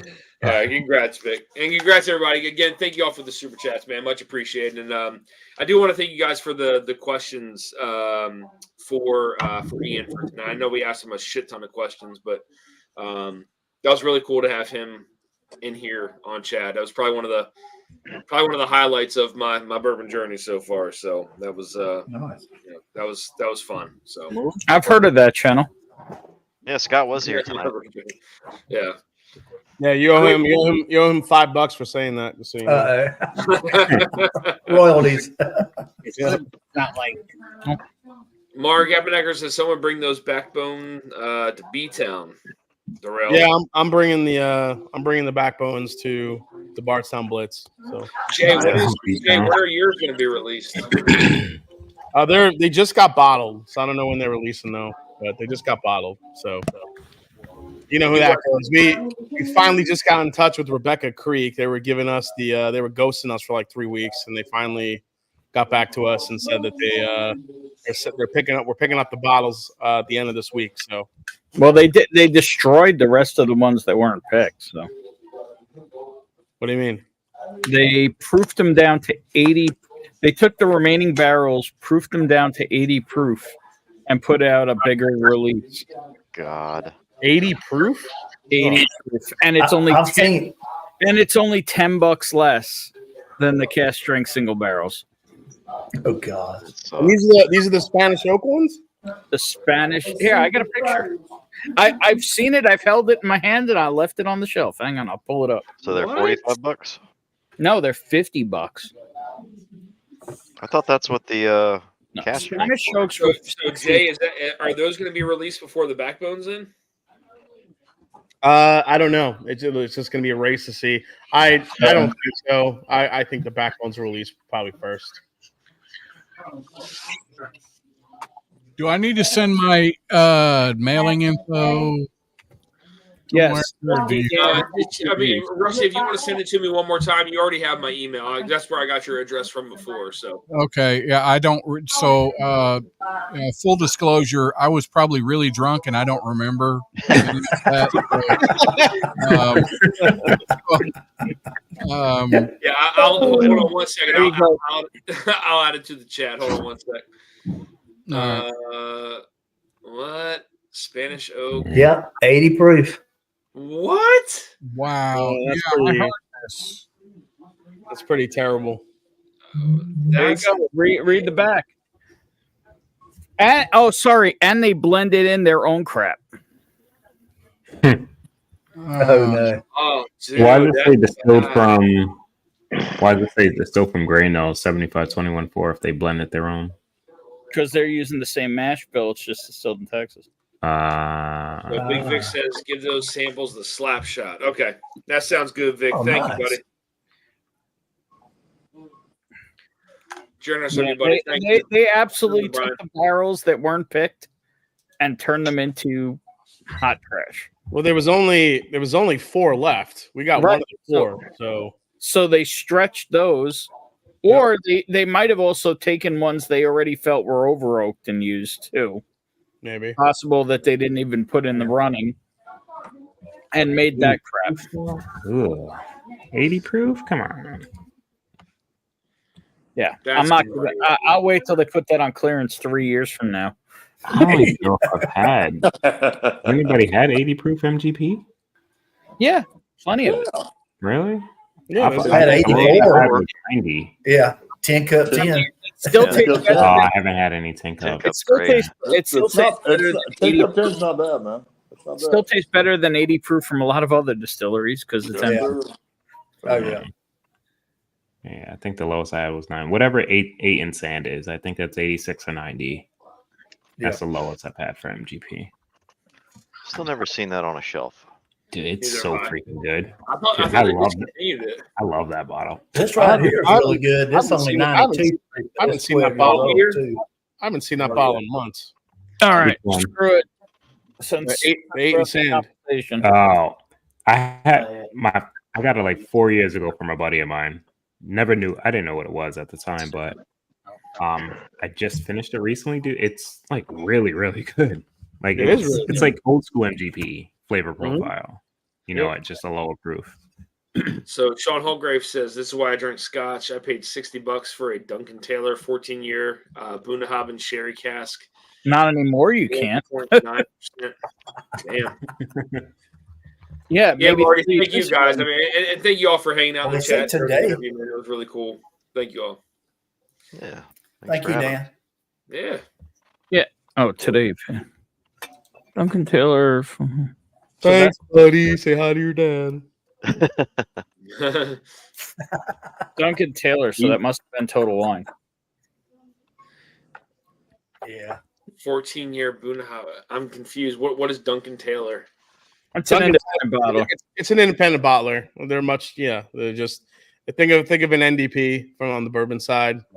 They have independent bottlers in Scotch that will buy cask and bottle them at cask strength, sometimes proof them down and release them under their own label.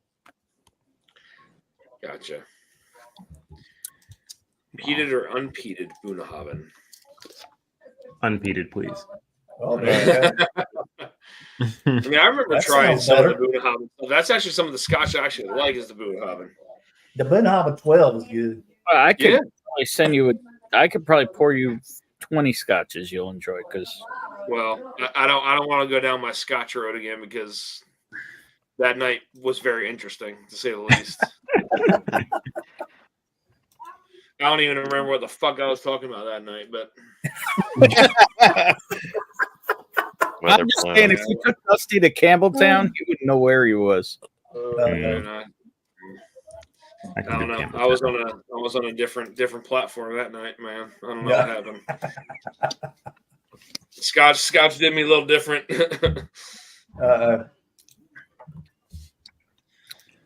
But I'm gonna hop off this live, guys. We can go backstage just for a little bit. I gotta hop off here soon though, because I gotta get up at 4:00 in the morning next very early. So Wow. Yeah. Dude.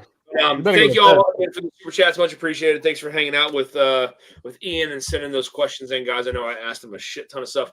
Just so you guys know, when he hopped on, he was painting his house. He was on a ladder and he fell off a ladder 15 feet and landed in a bush right next to a freaking drop box. Literally. Oh my He was God. like, dude, that could have freaking killed me. He was like, my adrenaline is rushing so hard right now. And I was like, wow. That's what he told me. He literally fell off a ladder. He's got paint all over his hands. I was like, holy shit, man. What did we learn today? MGP doesn't pay their master distillers much. That's why they leave. Look, ladder safety training is a 15-minute class. That's all I'm saying. Hey, absolutely. Ladder safety. I'm qualified to give it to you, so Thank God he's all right though, man. Thank God he's good. You know what I mean? That would have been bad, but yeah. So, but all right, thank y'all, much appreciated, guys. And we're gonna head backstage here just for a little bit. But cheers to you guys, and I'll see you next Monday. Cheers, y'all. Cheers, y'all. Cheers, y'all. Cheers.